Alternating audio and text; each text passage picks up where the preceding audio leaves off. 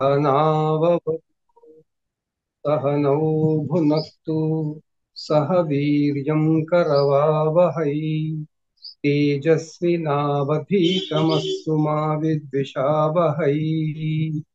ॐ शान्ति शान्ति शान्तिः। आदित्यचन्द्राकुजसौम्य जीवा शुक्रार्कपुत्रावपि राहुकेतु एते ग्रहाणां सकलार्थसिद्धिं कुर्वन्तु काले स्थिरभोगनित्या। श्रीमात्रे नमः। गुरुभ्यो नमः। मातृदेवो भव पितृदेवो भव सर्वेभ्यो मित्रेभ्यो नमो नमः। హిందూ మిత్రవారి సాప్తాహిక సత్సంగ కార్యక్రమంలో ఆశ్రమ ధర్మాలు అనే శీర్షికతో 4వ సంచికకి విచ్చేస్తున్న వీక్షిస్తున్న అందరికీ నమస్కారం. అల్లాది శ్రీనివాస శాస్త్రి గారు ఒక మంచి విషయం మీద మనం సత్సంగం పెట్టుకుందాం. దాంట్లో ధర్మశాస్త్రాల్లో చెప్పిన విషయాలను చెప్పుకుంటూ అవి నేటి సంఘానికి నేటి కాలానికి ఎలా అన్వయించుకుంటే మనం ధర్మో రక్షతి రక్షితః అన్నటువంటి సూక్తిని నిజం చేయగలము అనే విషయంగా పెట్టుకుందాం అన్నప్పుడు చాలా మంచి విషయం. నిజానికి ఈ రోజుల్లో మనకి కావలసింది ప్రాచీన సాహిత్యంలో ప్రాచీన వాంగ్మయంలో ఉన్నవన్నీ కూడా వాటిని ఈ కాలానికి ఎలా అన్వయించుకుని వాటిని ఆచరించే ప్రయత్నం చేయడం చాలా మంచిది. ఎందుకంటే ఎంతో రీసెర్చ్ చేసి ఋషులు మనకు అందించారు విజ్ఞానం. మనం చారిత్రక కారణాల కారణంగా వాటిని పక్కన పెట్టాం. అదంతా కాలక్రమంలో మూఢనమ్మకాలని అదని ఇదని పక్కన పెట్టేశాం. కానీ దానిలో ఉన్న శాస్త్రం, దానిలో ఉన్న శాస్త్రీయత, దాని ఉద్దేశం గనక గమనించినట్టయితే అది ఏ నాటికైనా అవసరమయ్యేది. వాళ్ళు 4 మహాయుగాలని లెక్కించి ఆ 4 మహాయుగాలు మళ్ళీ 71 అయితే ఒక మన్వంతరం అని కాలాన్ని అనంతంగా కొలిచినటువంటి మహానుభావులు ఋషులు. వాళ్ళు కలియుగంలో మనం చేస్తున్నదంతా వాళ్ళకి తెలుసు. సృష్టి క్రమంలో ఇలాంటివి జరుగుతూనే ఉంటుంది. ఆ విధంగా మనకి ఎంతో విజ్ఞానాన్ని ప్రసాదించిన ఋషులు ఇచ్చినటువంటి ఈ ఆశ్రమ ధర్మాలకు సంబంధించిన విజ్ఞానంలో భాగంగా మనం ఒక గత 3 సంచికల్లో వాటిని ఎపిసోడ్స్ అంటాం. ఆరంభం, దాని యొక్క ఏమంటాం ఉపోద్ఘాతం, తర్వాత బ్రహ్మచర్యానికి సంబంధించినటువంటి కొన్ని విషయాలు మనం చెప్పుకుంటూ వచ్చాం. ఇది వీక్షిస్తున్న మిత్రులందరికీ నా మనవి ఏంటంటే, నేను మీకు ఏదో ఈ ఆశ్రమ ధర్మాలకు సంబంధించిన ప్రవచనం చెయ్యి.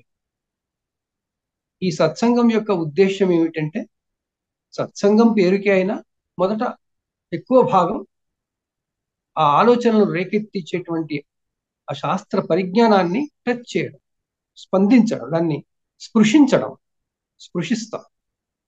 వాటి ఆధారంగా మనకి ఏదైతే దాన్ని స్పృశించిన కారణంగా మనకు కలిగేటువంటి ఆ భావాల వీచికలతో మనం ఈనాటి సమాజానికి ఎలా అన్వయించుకోవాలని చెప్పుకునే ప్రయత్నం చేస్తాం. ఈ క్రమంలో బ్రహ్మచర్యము, గృహస్థము, వానప్రస్థము, సన్యాసం అనే 4 ఆశ్రమాలు అసలు ఎందుకు వచ్చాయి, ఎందుకు పెట్టారు చెప్పుకున్నాం. మనం ఇంతకుముందు కూడా చెప్పుకున్నాం. కానీ ఏ సంచికకు ఆ సంచికే మళ్ళీ కొత్తగా వింటే బాగానే కొంచెం అన్న ఉపోద్ఘాతం మళ్ళీ మనకి కావాలి కాబట్టి మళ్ళీ చెప్పుకుంటాం. మానవుడు ఈ సృష్టి జరిగిన తర్వాత వచ్చాడు, అందరికీ తెలిసిందే. ఎంత చిన్న పిల్లవాడికైనా ఊహించింది మానవుడు ఎప్పుడు వచ్చాడు అంటే వాడు ప్రశ్నముఖం వేస్తాడు. కానీ తవ్వుతూ పోతే ఎప్పుడు వచ్చాడు అసలు మానవుడు భూమి మీదకి? మానవుడు ఇక్కడే ఉన్నాడా, ఇంకెక్కడైనా ఉన్నాడా? ఇంకెక్కడ ఉంటే అనవసరం. మనం భూమి మీద దానికే మనం ఏం చేయలేకపోతాం. అందువల్ల భూగోళం మీద మానవుడు అనేవాడు ఎప్పుడు వచ్చాడు అంటే అసలు భూగోళం ఎప్పుడు వచ్చింది, ఈ భూగోళం అనేది ఎప్పుడు వచ్చింది అనే దానిపోతే వాళ్ళ సృష్టి ఎప్పుడు జరిగింది, అక్కడి నుంచే మొదలవుతుంది. అందువల్ల సృష్టి అనేది ఆరంభ బిందువు అనుకుంటే ఆ తర్వాత ప్రకృతి ఏర్పడుతుంది. ఆ ప్రకృతిలో జీవులు ఏర్పడతాయి. ఆ జీవులనే మనం జీవకోటి అంటాం. ఈ జీవకోటి అనేది కోటి రకాల జీవులని కాదు. సంస్కృతంలో కోటి అనే శబ్దానికి పదానికి సమూహము అనేటువంటి అర్థం కూడా. అందుకే ముక్కోటి దేవతలు అంట. 3 కోట్ల దేవతలు ఏం కాదు. 33 కోట్ల అంట. 33 కోట్ల దేవతలు ఏం కాదు. త్రిగుంశత్ కోటి అన్నప్పుడు 33 సమూహాలు. 33 సమూహాలు ఏంటి అన్నప్పుడు అవి 33 కోట్లుగా 33 సమూహాలు. మనం అంటాం కోటి, బంధు కోటి అంటాం కదా. అదే విధంగా ఈ కోటి అనే పదానికి అర్థం ఏమిటి అంటే జీవకోటి అంటే ఎన్నో జీవరాశులు. అవి ఎన్ని రకాలు అంటే మళ్ళీ దానికి మన శాస్త్రజ్ఞులు చెప్పారు 84 లక్షల రకాలని. 84 లక్షల యోనుల్లో పుట్టాయంటే దాని అర్థం ఏంటి? 84 లక్షల రకాల జీవరాశి ఉంది. సరే, అవన్నీ ఉన్నాయి, మనకు అవన్నీ అక్కర్లేదు, మనకి మనుషులు కావాలి. అందువల్ల మానవులు అనేది వచ్చినప్పుడు ఈ జీవకోటిలో మానవ జీవితం ముఖ్యమైనది. ఈ మానవ జీవితంలో మనకు కావాల్సింది ఏంటి? అసలు మానవ జీవితం ఎలా ఉండాలి? మనం మానవులం కాబట్టి ఆలోచిస్తాం. అలా ఆలోచించినప్పుడు మానవులు అనేవాళ్ళు ఎలా జీవిస్తారు అంటే అన్ని జీవులాగే జీవిస్తారు. అన్ని జీవులు ఎలా జీవిస్తాయి? ఇండిపెండెంట్ గా, స్వతంత్రంగా, దేనికి దానికే జీవిస్తాయి. కప్పలు ఉన్నాయి, కప్పలన్నీ దేని దానికే జీవిస్తాయి. కాకపోతే అన్ని ఒక చోట ఎందుకు ఉంటాయంటే అన్ని ఉండే ప్రదేశం నీళ్లు కాబట్టి ఆ నీళ్లలో బావుల్లో ఉంటాయి కాబట్టి ఒక దగ్గర ఉంటాయి. కానీ వాటికి ఒక సంఘ వ్యవస్థ లేదు.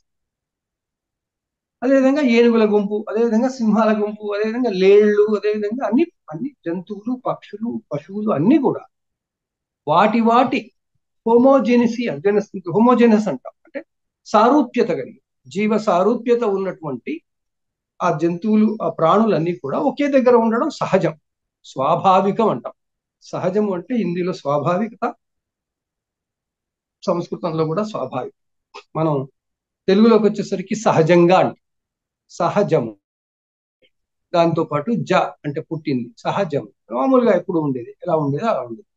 సో ఆ విధంగా మనకి ఈ జీవకోటి అనేది వచ్చిన తర్వాత, జీవకోటిలో మానవుడు అనుకున్న తర్వాత మానవుడికి జీవితం ఎలా ఉంటుంది, ఎలా ఉండాలి అంటే మళ్ళీ ఎలా ఉండాలని కూడా నిర్వచించాలి. ఆ నిర్వచించే క్రమంలో మనకేం చెప్తారు? భద్రత, సౌకర్యము అంటాం. కంఫర్ట్ కావాలి ఏ జీవికైనా. అలా మనకి కంఫర్ట్ రాగానే మనం ఏం చేస్తాం? కంఫర్ట్ ఎలా వస్తుంది, వచ్చిన కంఫర్ట్ ఎలా నిలబడుతుంది అని ఆలోచిస్తాం. అదేవిధంగా మానవుల జీవితం ఎలా ఉంటుంది అని వాళ్ళు చూసినప్పుడు మొదలు వ్యక్తిగతంగా ఉంటుంది అని అందరికీ ఉంటుంది. వ్యక్తిగతం. ఇప్పుడు మనం కూడా ఎంత అందరం మనుషులు ఒక దగ్గర ఉన్నా కానీ ఎవరి జీవితం వాళ్ళదే, ఎవరి ఆలోచనలు వాళ్ళవే, ఎవరి కాలకృత్యాలు వాళ్ళు తెచ్చుకుంటారు, ఎవరి జీవితం వాళ్ళే చేస్తారు. ఆ విధంగా మనకి జీవకోటిలో మానవ జీవితం 2 రకాలుగా వచ్చింది. ఒకటి వ్యక్తిగతం, 2 సమిష్టి అంటే సాంఘికం, సంఘం. సంఘం అనగానే అక్కడ ఏదో స్పెషల్ గా ఎవరో పెట్టిందేం కాదు, కానీ సమూహంగా జీవించే విధానం సంఘ విధానం. ఆ సంఘంలో ఏం జరుగుతుంది అంటే అదే మనలాంటి మనుషులే ఉంటారు. మరి ఆ మనుషులకి సంఘ జీవనానికి, వ్యక్తి జీవనానికి మళ్ళా లంకె పెట్టాలి కదా, అనుబంధం చేయాలి కదా, అనుసంధానం చేయాలి. అనుసంధానం ఎలా చేశారు? ఒక క్రమంలో చేశారు. మళ్ళీ అది వ్యక్తి జీవితం నుంచే మొదలవుతుంది. సో ఒక వ్యక్తి తాను ఎలా వచ్చాడు, చిన్నప్పుడు అసలు ఎవరు రక్షించారు, పుట్టగానే ఎవరు తనని చూసుకున్నారు? తండ్రి. తండ్రి ఎవరు? సంఘంలో మొట్టమొదటి మనుషులు. మనం ఒక మనిషికి పుట్టగానే సంఘ జీవనం అనేది మొదలై ఎప్పుడవుతుంది అంటే తండ్రితో మొదలు. సో ఆ తండ్రి తర్వాత బంధువుల తర్వాత తనకు వయసు పెరుగుతుంది. వయసు పెరిగే వరకు బంధువులు ఎవరికే ఉంటుంది. అంతవరకు మనకి ఎవరు ఏముండదు. స్నేహితులు అంటే మన వయసు ఉన్నటువంటి వాళ్ళు కొంతమంది కలుస్తారు, వాళ్ళతో గుర్తుంటుంది. అసలు ఇప్పుడు మన బాల్యంలో ఎంతమందితో మనం స్నేహితం చేసామో ఎవరికి గుర్తుంటుందండి? ఎవరికి గుర్తుంది? మొదటి 3-4 సంవత్సరాల పాటు మనం జీవించాం కదా. 3-4 సంవత్సరాల పాటు ఎంతో మంది చిన్న పిల్లలతో కలిసి ఆడాము, పాడాము. ఎంతో మంది మనతో పాటు జీవించి ఉంటారు. కానీ వాళ్ళందరినీ మనం గుర్తుపెట్టాం. కానీ వాళ్ళు ఆ సమయానికి వాళ్ళు మనతో సహజీవనం చేశారు, మనతో ఉండిపోయినారు. అందువల్ల వాళ్ళంతా కూడా సంఘం, అది సంఘమే మనకి. ఆ సంఘ జీవనం మనం దాటాం, మనకు గుర్తే లేదు సో ఆ సంఘ జీవనం తర్వాత అంటే ఆత్మీయులు అనే వాళ్ళంటే తల్లి, తండ్రి, బంధువులు, వీళ్ళ తర్వాతే మన బంధువులే ఫస్ట్ మన ఫ్రెండ్స్ అవుతారు. అసలు బంధుత్వం అంటే ఏంటి అంటే ఫ్రెండ్షిప్ కి పరాకాష్ట, స్నేహితానికి పరాకాష్ట.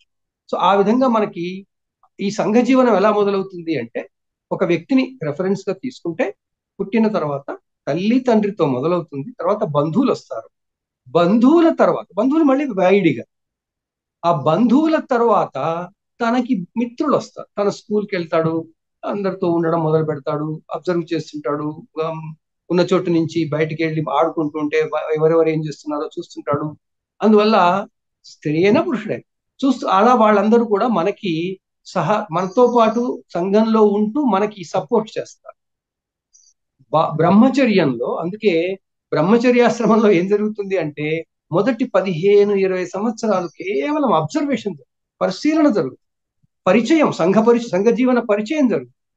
ఆ పరిచయ క్రమంలో మనం ఎంత నాలెడ్జ్ కావాలో అంత నాలెడ్జ్ తీసుకుంటాం. అదే బ్రహ్మచర్య ఆశ్రమంలోని మొట్టమొదటి ధర్మం. ధర్మం అంటే ఏంటి? ఏది ఎలా ఉండాలో అది ధర్మం. అలా మనకి బ్రహ్మచర్యంలో సంఘ జీవనంలోకి ఎంటర్ అయిన తర్వాత, మరి సంఘ జీవనం లేనప్పుడు అసలు ఆశ్రమాలు ఉన్నాయా? లేవు. సంఘం లేనిది ఏవి ధర్మశాస్త్రమే లేదు. మొత్తం జీవితానికి ధర్మశాస్త్రం ఎందుకు వచ్చింది అంటే సంఘ జీవనం కారణంగానే వచ్చింది. ఆ సంఘ జీవనంతో మనం మొదలైనప్పుడు ఈ ధర్మ విషయాలు అంటే మనం ఏది ఎలా ఉండాలి, సంఘ జీవనం ఎలా ఉండాలి, ఎలా చేస్తే మనకి కంఫర్ట్, ఎవరికో కాదు మనకే కంఫర్ట్. మనకి కంఫర్ట్ ఉండాలంటే మనతో పాటు ఉన్న వాళ్ళు కూడా కంఫర్టబుల్ గా ఉంటే మనకి కంఫర్ట్ ఉంది. లేకపోతే సెక్యూరిటీ ఉండదు, వాళ్ళు వచ్చి మీద పడతారు. నేను హాయిగా మంచి బట్టలు కట్టుకుని కూర్చుని వాళ్ళకి బట్టలే లేకపోతే వాళ్ళు వచ్చి నా బట్టలు పీక్కుంటారు. ఆ విధంగా మనకి బ్రహ్మచర్యాశ్రమంలో ఈ జీవన విధానంలో సంఘ జీవనం అనేది మొదలవుతుంది. అందుకే మొన్న మనకి సత్సంగంలో భాగంగా ఇన్పుట్ గా మనం ఇవ్వడానికి నేను ఒకటే స్లైడ్ లో సృష్టి ధర్మ మార్గం ఆద్యంతం అని ఒక చిన్న చిత్రం పెట్టాం, గ్రూప్ లో పెట్టి. దాంట్లో ఏం చేస్తాం మనం, ఏం చూసాము అంటే ఇది ఆది ఎప్పుడైంది అంటే మనకి సృష్టి మొదలైన తర్వాత సంఘ జీవనం అనేది వచ్చింది మనుషులకి. సంఘ జీవనం అంటూ వచ్చిన తర్వాత ఈ సంఘం అనేది ఎలా వచ్చింది అంటే వ్యక్తి జీవితం నుంచి అటుపోయింది. అది ఎలా వెళ్ళింది? ఫస్ట్ కుటుంబము, బంధువులు, మిత్రులు. ఈ కుటుంబము, బంధువులు, మిత్రులు అంతా కలిపి ఎక్కడ ఉంటారు అంటే మన ప్రాంతంలో ఉంటారు. మన ప్రాంతం నుంచి మన దేశం, మన దేశం నుంచి మన ప్రపంచం, భూప్రపంచం. ఆ విధంగా ఈ సంఘ జీవనం అనేది మేనిఫెస్ట్ మనిషి ఇండివిజువల్ మేనిఫెస్ట్ అయినప్పుడు ప్రపంచం వచ్చేస్తుంది. ఈ ప్రపంచంలో ఎన్నో దేశాలు. సో ఆ విధంగా మనకి సంఘం అనేది ఏర్పడి సంఘ జీవనం అనేది మన కొరకే మళ్ళీ ఇంపార్టెంట్. సంఘ జీవనం ఇంపార్టెంట్ గా బాగా ఉండాలి, ఒక పద్ధతి ప్రకారం ఉండాలి, నాకు సౌకర్యంగా ఉండాలి, నేను ఎలా హాయిగా జీవిస్తానో అందుకు అనుగుణంగా ఉండాలి అంటే అప్పుడు మనిషి ఏం చేశాడు? సంఘ జీవనానికి ప్రాధాన్యత ఇచ్చాడు. సంఘ జీవనానికి ప్రాధాన్యత ఎందుకు ఇచ్చాడు? తన స్వార్థం కోసం. తాను సుఖంగా ఉండాలంటే సంఘం బాగుండాలి, సంఘంలో అన్ని బాగుంటుంది, సంఘంలో సౌభాగ్యం ఉంటే తనకి సౌభాగ్యం. సంఘ సౌభాగ్యం కొరకే ముఖ్యంగా మనం జీవించాలనేటువంటి ఆ ప్రిన్సిపల్ తీసుకొచ్చేసి కొన్ని వేల ఏళ్ల పరిణామ క్రమం. దాని తర్వాత ఏం చేశారు? సంఘ జీవన నియమాలు పెట్టారు. సంఘ జీవన నియమాలు పెట్టుకున్నప్పుడు అసలు ఏంటి, దేనికోసం జీవిస్తున్నాం మనం అంటే పురుషార్థములు అని. చూడండి, మనకు తెలిసిన అన్ని రకాల ధర్మశాస్త్ర సనాతన ధర్మ సంబంధ విషయాలన్నింటికీ అంతర్లీనంగా సంబంధం, అవినాభావ సంబంధం. సో మనకి ముందు జీవనం, సంఘ జీవనంలోకి వచ్చేసరికి బాంధవ్యం, మైత్రి, తర్వాత దేశం, రాష్ట్రం, ఇవన్నీ వచ్చేసాయి. వాటి తర్వాత ఇవన్నీ వాటి రూపాలు, ఇవన్నీ సెగ్మెంట్స్. ఒక పెద్ద కాగితాన్ని పట్టుకోవాలంటే దాన్ని మడవాలి, మడిస్తే మళ్ళీ 4 మడతలు మడిస్తే జేబులో పెట్టుకోవచ్చు. సో అదేవిధంగా సంఘ జీవనాన్ని మొత్తం చూడాలి అంటే దేశం, ప్రపంచం అవుతుంది. నాకు కొంచెమే చూడాలి అనుకుంటే రాష్ట్రం అవుతుంది, ఇంకా కొంచెం చూడాలంటే జిల్లా అవుతుంది, లేదా మన ప్రాంతం అవుతుంది. ఆ తర్వాత మళ్ళీ మన ఇల్లు వస్తుంది, కుటుంబం వస్తుంది, కుటుంబంలో మళ్ళీ నేను వస్తాను. సో ఆ విధంగా సంఘ జీవనం అనేది ఒక పర్టికులర్ ఇదైతే సంఘ నియమాల కోసం మన పుట్టుకొచ్చాయి. సంఘ నియమాలు ఎలా వచ్చాయంటే మళ్ళీ ప్రకృతి మీద విజ్ఞానం ఏంటి, ఆ విజ్ఞానం అంతా వేదాల్లో ఉంది. ఆ వేదాలు చెబితే గానీ అర్థమయ్యి అందరికీ వచ్చాయి, అర్థమయ్యి అంటే కనీసం కొనసాగించాయి, నాలెడ్జ్ వచ్చాయి. అందువల్ల శృతులు అయ్యాయి. వేదాలే కాకుండా వేదాల్లో ఇంకా ఉన్నటువంటి ఈ విషయంగా సంఘ జీవనం సంబంధించి కానీ వ్యక్తిగత జీవితం సంబంధించి కానీ ఇంకా ఏ విషయాలు బాగా ఆలోచించాలి అని అనుకున్నప్పుడు ఉపనిషత్తులు వచ్చాయి. ఉపనిషత్తుల్లో ఉండేదంతా ఏమిటండి? దయచేసి మీరు ఈ సత్సంగంతో పాటుగా మీరు దయచేసి వీలు చేసుకొని వీటన్నింటి పరిచయం చదవండి. అసలు ఏముంటాయి ఉపనిషత్తుల్లో, వేదాల్లో ఏముంటాయి? అవన్నీ వేదాలు ఏం చదవాల్సిన పని లేదు, ఉపనిషత్తులు ఏం చదవాల్సిన పని లేదు. ఉపనిషత్తుల సారాంశమే భగవద్గీత. దాంట్లో ఉంటుంది, ప్రతి చాప్టర్ కింద ఉంటుంది ఉపనిషత్ సారం, భగవద్గీత. సో ఆ విధంగా మనకు ఈ ఉపనిషత్తులు వేదములు అనేవి అవలంబనై మనకి జ్ఞాన నిధులై వాటి బలంతో వాటి వనరులతో మన ఋషులు మనకి స్మృతులు ఇచ్చారు. స్మృతి అంటే జ్ఞాపకం ఉంచుకోవలసింది, దేనికి? జీవించడానికి. సో ఆ జీవించడానికి జ్ఞాపకం ఉంచుకునేది స్మృతి. మరి ఈ స్మృతులు ఎలా ఉన్నాయంటే కాలక్రమంలో బోల్డని స్మృతులు వచ్చాయి. ఆ స్మృతులు ఇంపార్టెంట్. అందుకోసం ఋషులు ఏమన్నారు? స్మృతి శృతి పురాణము. స్మృతి పురాణము శృతులు యాక్చువల్ ఆర్డర్. సో వాటి అది ఆ నిచ్చెన అనమాట, జ్ఞానపు నిచ్చెన అలా తిరిగి వస్తుంది. వేదాలు వేదాంగాలు ఒక సెక్షన్, ఆ తర్వాత పురాణాలు మరొక సెక్షన్, కిందికి దిగితే పురాణాలు కిందికి దిగితే మనకి స్మృతులు, శాస్త్రాలు దేనికి సంబంధించినవి? ఇప్పుడు మనం ఏవైతే 10వ తరగతి వరకు నేర్చుకుంటామో వాటి ఆరిజినే శాస్త్రం. మనం 10వ తరగతిలో ఎన్ని పేపర్లు ఉంటాయండి సాధారణంగా? లాంగ్వేజెస్ ఒక 2 ఉంటాయి, ఇంగ్లీషు హిందీ ఏదో ఉంటాయి, తెలుగు మూడు పేపర్లు ఉంటాయి. ఇంకా 3 ఉంటాయి, సాంఘిక శాస్త్రం, సామాన్య శాస్త్రం అంటే దాన్ని ఫిజిక్స్ కెమిస్ట్రీ ఇవన్నీ కలిసి ఒకటి సామాన్య విజ్ఞానం, తర్వాత సాంఘిక శాస్త్రం, సోషల్ ఇది ఉంటుంది, ఇంకా అది ఏముంటుంది, గణితం. ఈ మూడింటికి సంబంధించినటువంటి శాస్త్రాలు మన ఋషులు అప్పటి విద్యా విధానంలో షట్ శాస్త్రములుగా తీసుకొచ్చారు. సాంఖ్యయోగము అన్న, మీమాంస, న్యాయ శాస్త్రము అన్న, వైశేషికము అన్న, ఇవన్నీ టెక్నికల్ టర్మ్స్. ఇవన్నీ ఏమిటి? మనం ఈ రోజు కూర్చుని ఈ బీటెక్లు ఎంటెక్లు ఏవేవైతే అన్ని చేస్తున్నామో వాటన్నింటికీ ఆరిజిన్స్. ఈ శాస్త్రాలు దేనికి? ప్రపంచాన్ని అర్థం చేసుకుని జీవనంలో వాడుకోవడం. అవే జీవనం కోసం కాదు, తర్వాత కాలక్రమంలో అవి నేర్చుకుంటేనే జీవనం దొరుకుతుందనే దగ్గరకు వచ్చాము. మొట్టమొదట అలా ఉండేదిగా. అవి నేర్చుకుంటే మన లైఫ్ కంఫర్టబుల్ గా, స్టాండర్డ్ గా, క్వాలిటేటివ్ గా ఉంటుంది, గుణాత్మకంగా ఉంటుంది. సో ఆ విధంగా మనకి షట్శాస్త్రాలు ఇచ్చారు, అందువల్ల వాటిని శాస్త్రాలు అన్నాం. సో అందువల్ల వేదములు శాస్త్రములు మళ్ళీ ఒక సెక్షన్ అయింది, వేద శాస్త్రములు అయ్యాయి. వాటిల్లో ఉన్న నాలెడ్జ్ని మళ్ళీ మనకి రావాలి అంటే పురాణం. సో అందువల్ల పురాణాలు వచ్చాయి. పురాణాల్లో ఏముంటుంది? పురాణాలకి ఒక 6 లక్షణాలు ఉంటాయి. ఆ లక్షణాల ప్రకారమే పురాణం ఉండాలి. ఆ పురాణంలో ఏముంటాయంటే హిస్టరీ ఉండాలి మొదలు, దాన్ని రాజవంశము అని, రాజుల వంశాన్ని, అది సృష్టి క్రమం చెప్పాలి మొదలు, అసలు సృష్టి నుంచి ఏం జరిగిందో చెప్పాలి, ప్రతి పురాణంలో ఉండాల్సింది. అది పురాణ లక్షణం. సో ఆ విధంగా ఒక 5-6 లక్షణాలతో ఆ పురాణం అనేది ఉంటే దాంట్లో కంటెంట్ మనం అర్థం చేసుకోవడానికి, ఆ కంటెంట్ బేస్ ఏంటి అంటే వేదములు, ఉపనిషత్తులు, శాస్త్రం. వాటి ఆధారంగా పురాణాలు వస్తే పురాణాల్లో విజ్ఞానం కిందకి దిగి పామరుడి దగ్గరికి వచ్చేసరికి పామరుడికి ఇంకా అర్థం కాకపోతే స్మృతులుగా తీసుకొచ్చారు. స్మృతులు కేవలం అప్లికేషన్. ఏంటది? సంఘ జీవనంలో నీవెలా ఉండాలి అని చెప్పడం. ఆ సంఘ జీవనంలో నేను ఎలా ఉండాలి, అసలు ఎందుకు ఉండాలి, ఏం చేస్తావు అంటే ధర్మార్థ కామ మోక్షాలనే పురుషార్థాల కోసమే మనం జీవిస్తున్నాం. అవి సాధించడమే మన పని. పుట్టామంటే అవి సాధించాలి.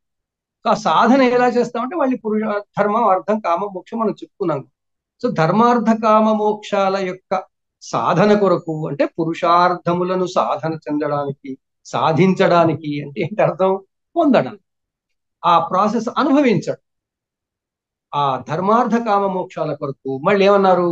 నీకు న్యాచురల్ గా పుట్టినప్పటి నుంచి పెరిగే వరకు ఒక ప్రత్యేకమైన ప్రక్రియ ఉంటుంది జీవనంలో, అన్ని జీవులకు ఉంటుంది. అదేమిటి? శైశవము, బాల్యము, కౌమారము, యవ్వనము, వార్ధక్యము, తర్వాత మరణం. సో అందువల్ల ఇవన్నీ దశలు ఉంటాయి కాబట్టి వీటిని అవస్థలని. చూడండి, మనం ఎక్కడ డీవియేట్ కావడం లేదు. సృష్టి నుంచి మానవుడు పుట్టాడు, మానవుడి నుంచి మానవుడు వచ్చాడు, మానవుడికి జీవితం ఎలా ఉండాలనే దాని గురించి ఆలోచించాడు. సో దానికోసం మనకు వచ్చిన సోర్సెస్ ఏంటి అంటే సంఘం వచ్చింది, సంఘ జీవనం. సంఘ జీవనంలో ఎలా ఉంటే బాగుంటుందానికి ధర్మశాస్త్రాలు వచ్చాయి, స్మృతులు వచ్చాయి. ఈ స్మృతులు వీటన్నిటికీ ఆధారమైన నాలెడ్జ్ ఏంటంటే మళ్ళీ వేదాలు, తర్వాత ఉపనిషత్తులు, పురాణాలు అయ్యాయి. సో ఈ స్మృతులకు ఆధారంగా మనం జీవితం చేస్తున్నప్పుడు మనం ఏమి ఎలా ఉండాలంటే, స్మృతుల్లో ఏం చెప్పబడింది, అసలు మన జీవితమే నాలుగింటి కోసం చతుర్విధ చతుర్విధ పురుషార్థ ఫలము అని. ఆ చతుర్విధ పురుషార్థ ఫలాల కోసం మనం వివిధ అవస్థలు, శైశవము, బాల్యము, కౌమారం, యవ్వనం, వార్ధక్యం, ఇలాంటి అవస్థల్లో మనం ఏ ఫేజ్ లో ఉంటే మనకి ఎలా లాభం ఉంటుంది, ఏది క్రమం అని చెప్పినప్పుడు ఆశ్రమాలు వచ్చాయి. ఇట్లా ఒకదానికొకటి సంబంధం. ఆ ఆశ్రమాలకు వచ్చేసరికి బ్రహ్మచర్యం ఏంటంటే పుట్టినప్పటి నుంచి ఒక 20 సంవత్సరాలు అంటే పూర్తి సమాజానికి సంబంధించిన పూర్తి అవగాహన రావడానికి, ఈ ప్రకృతిలో ప్రకృతితో తాను ఇంటరాక్ట్ అవ్వడానికి, ప్రవర్తి దాంతో పాటు స్పందన చేయడానికి. దానికి ఎవరు మనకి అంటే సంఘం ఉంది. సంఘంలో ఎవరు ఉంటారు? నా తల్లి, తండ్రి, బంధువులు, మిత్రులు అందరూ ఉంటారు. వాళ్ళతో ఎలా ఉండాలి అని నేర్చుకోవాలి కదా. మొదలు ఆ నేర్చుకోవడం అనే ప్రక్రియ ఏదైతే ఉందో, ఆ పీరియడ్ ఏదైతే ఉందో దాన్ని బ్రహ్మచర్యము అని. ఆ బ్రహ్మచర్యంలో ఆనాటి కాలంలో పిల్లవాడు ఎలా ఉండాలి, గురుకులానికి వెళ్తే ఎలా ఉండాలి, గురువుతో ఎలా ఉండాలి, పెద్దవాళ్ళతో ఎలా ఉండాలి, ఇవన్నీ చెప్పుకుంటూ వచ్చా. అవే అక్కడ బ్రహ్మచర్య నియమాలు. బ్రహ్మచారి చేయవలసిన పని ఏంటి? మొట్టమొదలు తల్లిని తండ్రిని పూజించడం, తల్లి తండ్రితో పాటు వాళ్ళు చెప్పినవి నేర్చుకోవడం. ఇప్పుడు చేస్తుంది అదే. కాకపోతే ఈ కాలంలో మనం గత సంచికలో అనుకున్నట్టుగా ఈ తల్లి తండ్రులు ఏం చేస్తున్నారంటే వాళ్ళు ఇవ్వవలసిన విజ్ఞానానికి బదులుగా వాళ్ళ చేతిలో మొబైల్ని పెడుతుంది. ఇప్పుడు మొబైల్ ఏం చేస్తుంది? తల్లిదండ్రి చేసే పని చేస్తుంది. ఆ చేయడానికి వాడికి బుద్ధి ఎక్కడి నుంచి వస్తుంది? ఇవాళ వాడుకుంటున్నాడు అంటే కొట్టేస్తున్నాడు. ఇట్లా వేలుతో ఇట్లా అనగానే తెలుస్తుంది కాబట్టి వేలుతో ఆడుకోవడం తెలుసు కదా. ఆ వేలుతో ఆడుకుంటూ తల్లి తండ్రి నుండి పొందవలసిన విజ్ఞానాన్ని వాడు ఈ చిన్న పిల్లలు స్త్రీ గాని, బాలిక గాని, బాలుడు గాని ఈ దీంట్లో మొబైల్ ద్వారా పొందుతున్నారు. ఆ మొబైల్లో ఏ వస్తే ఇది మీరు బాగా ఆలోచించండి. మనం ఎక్కడా డీవియేట్ అవ్వడం లేదు. సృష్టిలో ఋషులు చెప్పినటువంటి క్రమమే పాటిస్తున్నాం. కాకపోతే దాని రూపం మారడం వల్ల ఏంటి లాభ నష్టాలు అంటే, ఇంతవరకు మనం హాయిగా ఆరోగ్యంగా ఉంటూ వస్తున్నాము. చిన్నపిల్లల టైంలో మనకి ఇబ్బందులు చాలా తక్కువ ఉండేవి, ఆరోగ్య సంబంధమైన సమస్యలు తక్కువ ఉండేవి. కానీ ఇప్పుడు ఏమవుతుంది అంటే ఈ మొబైల్ రేడియేషన్ కారణంగా కళ్ళు పోతున్నాయి, కళ్ళద్దాలు వస్తున్నాయి పిల్లలకి. వాళ్ళ బ్రహ్మచర్యంలో వాళ్ళకి సపోర్ట్ ఇవ్వవలసిన విధంగా తల్లిదండ్రులు ఇవ్వలేక జరుగుతుంది. సరే, ఇదేది మళ్ళీ ఫెయిల్యూర్ ఇన్ గృహస్థాధారం. ఇదంతా ఎవరు చేయాలి? తల్లిదండ్రుల ఆశ్రమం ఏంటి? ఆ ఫేజ్ పేరేంటి? గృహస్థాశ్రమం. సో గృహస్థాశ్రమంలో మొట్టమొదటి బాధ్యత ఏమిటి అంటే బ్రహ్మచర్యాశ్రమంలో ఉండే వాళ్ళకి సహాయం చేయడం, సహకరించడం. ఆ క్రమం ఇది, కాలక్రమం లాగా ఇది ఒక జీవన క్రమం. ఆ క్రమంలో చేయడానికి ఎవరు చేస్తారు? మరి ఎవరిని పడితే వాళ్ళు చేయలేరు. అందువల్ల తల్లి తండ్రి మొదలు తల్లి తండ్రి చేయవలసిన విధం ఏంటంటే పిల్లవాడికి లేదా అమ్మాయికి వాళ్ళు కావలసిన తీరుగా ఇన్పుట్స్ ఇవ్వాలి. ఇది దేనికోసం ఇవ్వాలి? ఈ రోజు కాలక్షేపానికి కాదు. వాడు జీవితంలో మొత్తం 20-25 ఏళ్ల తర్వాత మొత్తం మిగిలిన 70-75 ఏళ్ళు ఎలా బతకాలనే దానికోసం ఇవ్వాలి, బేస్ ఇవ్వాలి. ఆ బేస్ ఇచ్చేటువంటి ఫస్ట్ డ్యూటీ గృహస్థులకి బ్రహ్మచర్యంని ఆదరించడం, బ్రహ్మచర్యాశ్రమంలో ఉన్న వాళ్ళని పూర్తిగా వాళ్ళకి సపోర్ట్ చేయడం. ఇది గృహస్థాశ్రమంలో మొట్టమొదటి ధర్మం. బ్రహ్మచర్యంలో ధర్మాలు ఏంటి అంటే నేర్చుకోవడం. వాడికి ఇంకేం లేదు అక్కడ. ఎలా నేర్పితే అలా నేర్చుకుంటారు. సో ఈ విధంగా ఈనాటి పిల్లలు తల్లిదండ్రులు ఎలా నేర్పితే అలా నేర్చుకుంటారు. ఎలాంటి రిసోర్సెస్ ఉంటాయి అంటే అందువల్ల ఇప్పుడు మనకి టీవీలు కానీ, మొబైల్స్ కానీ ఇవన్నీ ఏమిటి అంటే ఆ సపోర్టింగ్ టూల్స్ అయితే. ఆ వెనకటికి ఎలా ఉండేది అంటే వెనకటికి ఇంట్లో తల్లిదండ్రులతో పాటు తాతలు, అమ్మమ్మలు, నానమ్మలు వాళ్ళు చెప్పేవి. పిల్లవాళ్ళకి పనులు లేవు, చూస్తుంటారు ఎవరేం చేస్తున్నారో చూస్తుంటారు. అరే నువ్వు అది తీసుకురాపో, పొద్దున్నేళ్ళే ఇది చేద్దాము, అది చేద్దాము, పండుగలు వచ్చాయి, ఇది చేయాలి, ఇలా దండం పెట్టుకోవాలి, దేవుళ్ళకి పూజలు చేయాలి. ఇవన్నీ ఆనాటి నుంచి వస్తున్నవి కదా, సంప్రదాయాలు అయిపోయాయి, ఆచారాలు అయిపోయాయి. ఎందుకు? ఈ ఈ మొత్తం ఈ ప్రాసెస్ అంతా కూడా ఏది ఆటోమేటిక్ ప్రాసెస్ కావడం కోసం ఆటోమైజేషన్ చేస్తుంది. ఆటోమేషన్ అంటాం. ఆటోమేషన్ అంటే సంఘ జీవన నియమాలు ముందు క్రియేట్ చేసి నిర్మించి వాటిని ఆటోమేటిక్ గా మనం పాటించడం కోసం మనకు ఇలా చెయ్యండి అని చెప్తే వాటిని మనం ఆచారములు అంటాం. ఆచారం అంటే అండి చెప్పింది అలా జరిగే చేసేది ఇలా చేయాల్సిందని. ఆ చేయడంలో మళ్ళీ ఏంటి సైన్స్ ఏమిటి అనేది మనం ఆలోచించాలి. కొంతకాలం పాటు ఏం చేసాము, బతకడమే చాలా కష్టమైనప్పుడు, బతకడమే ముఖ్యమైనప్పుడు ఏదో ఒకటి తెలుసుకొచ్చేసేసి ఇప్పటికీ చేస్తాం మనం. ఎమర్జెన్సీ అంటాం. ఎమర్జెన్సీలో అన్ని ధర్మశాస్త్రాల్లో ఏ ధర్మం కూడా ఎమర్జెన్సీలో పాటించవలసిన అవసరం లేదని వాళ్ళే చెప్తారు. ఇవి ధర్మాలు అని చెప్పినప్పుడు ఈ ధర్మాల ప్రకారం నువ్వు ఇలా నడుచుకోవాలన్నప్పుడు అవన్నీ ప్రొవైడెడ్ ఎవ్రీథింగ్ ఈజ్ కాన్స్టెంట్, అన్ని అలా ఉంటే ఎకనామిక్స్ లో ఉంటుంది సూత్రం. సో మనకేంటంటే ఈ నియమాలు ఏవైతే చెప్పారో, ధర్మశాస్త్రాల్లో ఏవైతే చెప్పారో అవన్నీ సాధారణంగా జీవితం ప్రక్రియలో రావాల్సినవే తప్ప అత్యవసర పరిస్థితుల్లో ఎక్సెప్షనల్ సర్కమ్స్టాన్సెస్ లో కాదు. వాటిని పట్టుకుని మనం ప్రతిరోజు ఎక్సెప్షనల్ సర్కమ్స్టాన్స్ అది మళ్ళీ కాదు, తప్పు కదా. అందువల్ల ఆచారాలు సంప్రదాయాలు కాలాన్ని బట్టి మన ఆరోగ్యం ఎలా ఉండాలని దాన్ని బట్టి నిర్ణయింపబడ్డాయి. ఆ విషయాన్ని మనం మర్చిపోతున్నాం. ఏదండి మా ఇంట్లో ఇంతే చేస్తారు, ఎప్పుడు ప్రతి శనివారం ఇదే చేస్తారండి అంటే ఆ కాలంలో ప్రతి శనివారం నాడు మీ ఇంట్లో అలా ఉంటే బాగుండదని నిర్ణయించారు. ఇది తింటేనే బాగుంటుందని నిర్ణయించారు. ఆ విధంగా ఋషులు చెప్పారు కూడా. ఏ వారం నాడు ఏ ఏ ధాన్యం తింటే మంచిది అవన్నీ కూడా చెప్పుకొచ్చారు. అవన్నీ ఎందుకు చెప్పారు? ఆ దేవతలు ఎవరో ఉండి వాళ్ళు మనం దీవిస్తారనా కాదు, మన శరీరం బాగుంటుంది, మన వాతావరణానికి.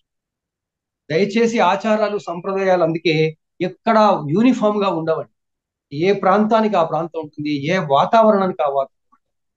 అందువల్ల మనం ఇప్పుడు ఫారిన్ లో మన వాళ్ళు ఉంటే వాళ్ళు మనం ఇట్లా పాటించాల్సిందని అనుకోవడం తప్పండి. వాడికి -10 డిగ్రీల చలిలో వాడు పొద్దున్నే చన్నీళ్ళతో స్నానం చేయమంటే ఎలా చేస్తాడండి? ఇక్కడ చేయాలి. ఈ సమశీతోష్ణ మండలమైన ఈ ప్రదేశంలో జీవిస్తున్నప్పుడు అలా చేస్తే మన బయో క్లాక్ కరెక్ట్ గా ఉంటుంది. అక్కడ బయో క్లాక్ వేరు కదా, అక్కడ సన్ ఇంపాక్ట్ వేరే ఉంటుంది. అందువల్ల అట్లా మనం ఆ ధర్మాలన్నీ చేసుకోవడం అవి సంఘ నియమాలు. అవన్నీ ఆ సంఘ నియమాలు అవి ధర్మాలు. ఆ ధర్మాలన్నీ చేసుకుంటూ బ్రహ్మచర్యాశ్రమంలో ఏం చేయాలి అంటే, గృహస్థాశ్రమంలోని మొదటి ధర్మం బ్రహ్మచర్యాన్ని పూర్తిగా బ్రహ్మచర్యాశ్రమంలో ఉన్న ఆ వాసులకి, ఆశ్రమ వాసులు అంటే ఆశ్రమంలో ఉన్న వాళ్ళందరికీ కూడా మనం సహకారం చేయడం, అది మొదటిది. దాంట్లో తల్లిదండ్రులు చేయాలి. తల్లిదండ్రులు చేస్తున్నప్పుడు బంధువర్గం చేస్తారు ఆటోమేటిక్. ఆ తర్వాత వెనకటికి గురువులు చేసేవాళ్ళు కాబట్టి లాస్ట్ సంచికలో చెప్పుకున్నాం. గురువులు చేసేవాళ్ళు, ఆ గురువులు చేసేది కూడా ఇప్పుడు తల్లిదండ్రులు చేస్తారు. గురువులకు అప్పగించట్లేదు. ఎందుకంటే ఆ వ్యవస్థ లేదు, ఇప్పుడు గురుకుల వ్యవస్థ లేదు. ఆ సమాజం వాళ్ళందరూ తీసుకెళ్లి గురుకులంలో పెట్టేది లేదు. ఇప్పుడు తీసుకెళ్లి ఇచ్చేది హాస్టల్లో. అది మనం ఫీజులు కట్టి, అది డబ్బులు కట్టి, మళ్ళీ జాగ్రత్తలు ప్రతి వారం పోవాలి, పిల్లల్ని చూసుకోవాలి, రావాలి, ఎట్లున్నారో చూసుకోవాలి. అంటే గురువులు చేయవలసిన పనులన్నీ ఇప్పుడు మళ్ళీ గృహస్థాశ్రమంలో వీళ్ళు చేయాల్సి వస్తుంది. గురువులు అప్పుడు ఏం చేసేవారు, ఏ ఆశ్రమంలో ఉండేవాళ్ళు అంటే వాళ్ళు వానప్రస్థంలో ఉండి ఇవన్నీ చేసేవారు. వానప్రస్థంలో అంటే ఎంతో ఏజ్ వచ్చిన తర్వాత ఏం పోవడం కాదండి. వాడు చదువుకోగానే నాకు ఈ ప్రపంచం మీద ఇష్టం లేదు, నేను గురుకులాల్లో ఉండిపోతాను, అక్కడ శిష్యులకి బోధిస్తానని పోయాడంటే వాడు గృహస్థాశ్రమం అక్కడే చేస్తుంది. అది గృహస్థాశ్రమం. కానీ వానప్రస్థం అది. ఎందుకంటే వేరే దగ్గర ఉండి గృహస్థాశ్రమం అప్పుడు వాడికి నియమాలు లేవుగా. అతిథులు రాగానే ఒక ఇల్లు పెట్టుకోవాలి, ఆ ఇంట్లో ఉండాలి, అందులో ఎవరైనా వస్తే నేను వాళ్ళకి నా రిసోర్సెస్ ఇవ్వాలి, వాళ్ళని కాపాడుకోవాలి, సంఘంలో రక్షణ కోసం చూసుకోవాలి, రక్షించాలి. ఇలాంటి బాధ్యతలు ఏం లేవు. అన్ని మళ్ళీ సంఘంలో ఉన్న వాళ్ళు చూస్తారు. అది గృహస్థ ధర్మం అయిపోయింది. అందువల్ల వాళ్ళు వానప్రస్థంలో ఉండి ఈ బ్రహ్మచర్యంలో ఉన్న వాళ్ళకి సపోర్ట్ చేసేవారు. అలాంటిది మనం ఇప్పుడు ఏం చేసాం, వానప్రస్థంలో గురువులు ఇవ్వవలసినటువంటి డ్యూటీని గృహస్థాశ్రమంలోకి తీసుకొచ్చాం. గృహస్థాశ్రమంలో తల్లిదండ్రులు ఇప్పుడు ఏం చేస్తున్నారంటే పిల్లలకి, బ్రహ్మచర్యంలో ఉన్నటువంటి పిల్లలకి, ఆ బ్రహ్మచర్యం అంటే చిన్న వయస్సు వాళ్ళు, అప్పుడు 20 years వరకు మనం ఏర్పాటు చేస్తున్నాం. అవన్నీ ఏర్పాటు చేస్తూ ఏం ఆశిస్తున్నాము, గృహస్థాశ్రమంలో నన్ను నీవు బాగా చూసుకోవాలి నా వానప్రస్థంలో లేదా నా సన్యాసం. అసలు మన ఋషులు ఎక్కడా కూడా ఈ మన ఇది మళ్ళీ కావాలి, ఇది నా ఎక్స్పెక్టేషన్ అనే లక్ష్యంతో ఏదీ పెట్టలేదండి. అన్ని సహజంగా ఎలా జరిగిపోవాలన్నారు. అక్కడే ధర్మాలు పెట్టారు. ఆ ధర్మాల్లో భాగంగానే బ్రహ్మచర్యంలో ఏమన్నారు, నీవు నీ తల్లిదండ్రులు నీ గురువులు నీకు అవకాశం ఇచ్చి సహకారం చేస్తున్నారు కాబట్టి సమాజంలో అలాంటి వాళ్ళందరినీ గౌరవించు అన్నారు. అందువల్ల బ్రహ్మచారులందరూ పెద్దవాళ్ళని గౌరవించాలి, నమస్కరించాలి. వీళ్ళకి ఈగో రాకూడదు, అహం రాకూడదు, అహంకారం రాకూడదు. అహం ఉండాలి కానీ అహంకారం రాకూడదు. అందువల్ల ఏమన్నారు, మొట్టమొదలే చిన్నప్పటి నుంచే బిచ్చమెత్తుకుని జీవించు అని చెప్పి. ఎంతటి వాడైనా భిక్షాటన చేయాల్సి. ఆ కాలంలో చేసేవారు. ఈ కాలంలో సమాజంలో మార్పు వచ్చింది. మొత్తం ఆశ్రమ ధర్మాలలో అది ఇటువైపు వచ్చేసినాయి. గృహస్థ ధర్మంలో బోల్డ్ని కాన్సన్ట్రేట్ అయ్యాయి. వాడికి రిసోర్సెస్ ఎవరు ఇవ్వాలంటే అప్పుడు సమాజం ఇచ్చేది. ఎలా? వాడికి భిక్షాటన ఇచ్చేది. వాడు పుట్టిన తర్వాత భిక్షాటన చేసుకొని గురువుల దగ్గరికి వెళ్ళి గురువుల దగ్గర కూర్చొని అంతా కలిసి తినాల్సిందే. ఆ సిస్టమ్ లేదు ఇప్పుడు. అది ఉండాలని కోరుకోవడం లేదు. కానీ దానిలో ఉన్న స్పిరిట్ తో మనం అంటే చిన్న పిల్లలకి 20-25 ఏళ్ళు వచ్చేంత వరకు ఈగో అనేది ఎక్కువగా లేకుండా ఉండేట్టుగా వాళ్ళకి ట్రైనింగ్ ఇవ్వాలి. అలా ట్రైనింగ్ ఇవ్వడమే బ్రహ్మచర్యంలో గృహస్థుని ధర్మం. అది చేస్తే ఏమవుతుందంటే వాళ్ళు మంచి గృహస్థులు కావడానికి అవకాశం ఇస్తారు. మంచి గృహస్థులు అయ్యారంటే ఆటోమేటిక్ గా గృహస్థ ధర్మాలు పాటిస్తారు. గృహస్థ ధర్మాల్లో ఏం పాటించాలి? వానప్రస్థంలో ఉన్న వాళ్ళకి, సన్యాసంలో ఉన్న వాళ్ళకి వీళ్లే ఆధారం కావాలి. వాళ్ళని వీళ్లే పోషించాలి. ఇది గృహస్థం. గృహస్థాశ్రమం సెంటర్ ఫోకస్ అయిపోయింది. మొత్తం 4 ఆశ్రమాలలో అతిపెద్ద ఫోకస్డ్ ఫేజ్ ఏది అంటే గృహస్థు. ఇదే ఒక మనిషి జీవితంలో, సాధారణంగా జీవించే మనిషి జీవితంలో ఎక్కువ కాలం. దీన్నే మనం వర్కింగ్ ఏజ్ అంటాం. ఇప్పుడు అందరం ఉద్యోగాలు చేస్తాం. చాలా మంది ఉద్యోగాలు చేస్తారు, లేదా ప్రొఫెషన్స్ చేసుకుంటున్నారు, వృత్తుల్లో ఉంటున్నారు. ఎవరున్నా వాళ్ళ పీక్ అంటే పరాకాష్ఠ ఎక్కడ అంటే ఈ 25, 35, 45, 55 ఇంతవరకు. ఈ రోజుల్లో కూడా మీరు అందరు ఋషులు చెప్పిన 60 ఏళ్ళు పక్కన పెట్టినా గానీ మన ఈ కాలంలో కూడా మనం యాక్టివ్ లైఫ్ ఎప్పుడు ఉంటుంది? ఆ యాక్టివ్ లైఫ్ పీరియడ్ ని అంటే యాక్టివ్ లైఫ్ దేనికి? నేర్చుకోవడం అయిపోయిన తర్వాత. ఈ ప్రపంచం గురించి తెలిసిన తర్వాత ఎంత యాక్టివ్ లైఫ్ ఉంటుందో ఆ యాక్టివ్ లైఫ్ ఉండే ఫేజ్ ని గృహస్థాశ్రమం. ఇవాళ ఒక 30 ఏళ్ళ వాడు పెళ్లి కాని వాడు బ్రహ్మచారానికి బ్రహ్మచర్యాశ్రమంలో ఉండడం తప్పండి. బ్రహ్మచర్యాశ్రమంలో పెళ్లి అయినా కాకపోయినా వాడు 20-25 ఏళ్ళకి అయిపోతుంది. ఎందుకంటే ఆ ఫేజ్ అయిపోయింది. వాడు ఒంటరిగా మిగిలినది వేరే విషయం, లేదా ఒక అమ్మాయి ఒంటరిగా మిగిలిపోయినది వేరే విషయం. అది బ్రహ్మచారి కాదు. ఆ బ్రహ్మచారి అని ఎందుకు వచ్చింది పేరు అంటే ఇంకా గృహస్థు కాలేదు అన్న భావన చెప్పడానికి వచ్చింది. కానీ గృహస్థు అయిపోయారు. ఈ రోజుల్లో అమ్మాయిలు కానీ అబ్బాయిలు కానీ 25 ఇయర్స్ 26 ఇయర్స్ వచ్చిన తర్వాత కెరీర్ లోకి వెళ్ళిపోతున్నారు. కెరీర్ పోవడం అంటే ఏంటి? గృహస్థాశ్రమంలో. ఇప్పుడు పెళ్లి చేసుకుంటేనే గృహస్థాశ్రమం కాదు. ఇది మనం అర్థం చేసుకోవాలి.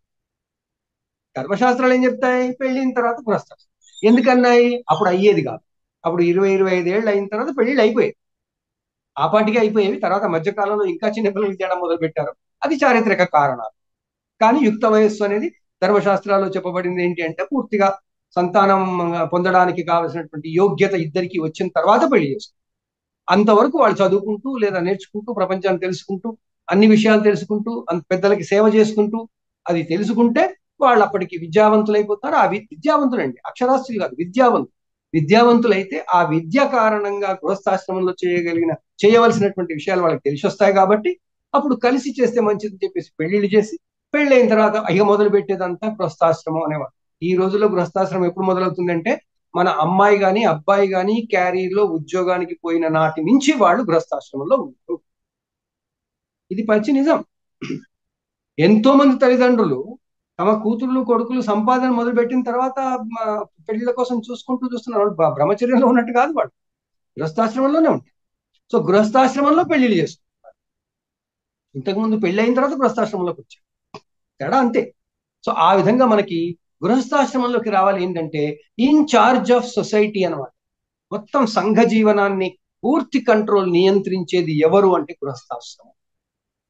గృహస్థాశ్రమ వాసులు వాళ్ళు ఏం చేయాలి? వాళ్ళు సెంటర్ ఫోకస్. వాళ్ళు ఏం చేస్తారు? బ్రహ్మచర్యాల్లో ఉన్న వాళ్ళందరికీ సపోర్ట్ ఇవ్వాలి, యాజ్ ఎ సొసైటీ ఇవ్వాలి, ఇండివిజువల్ గా.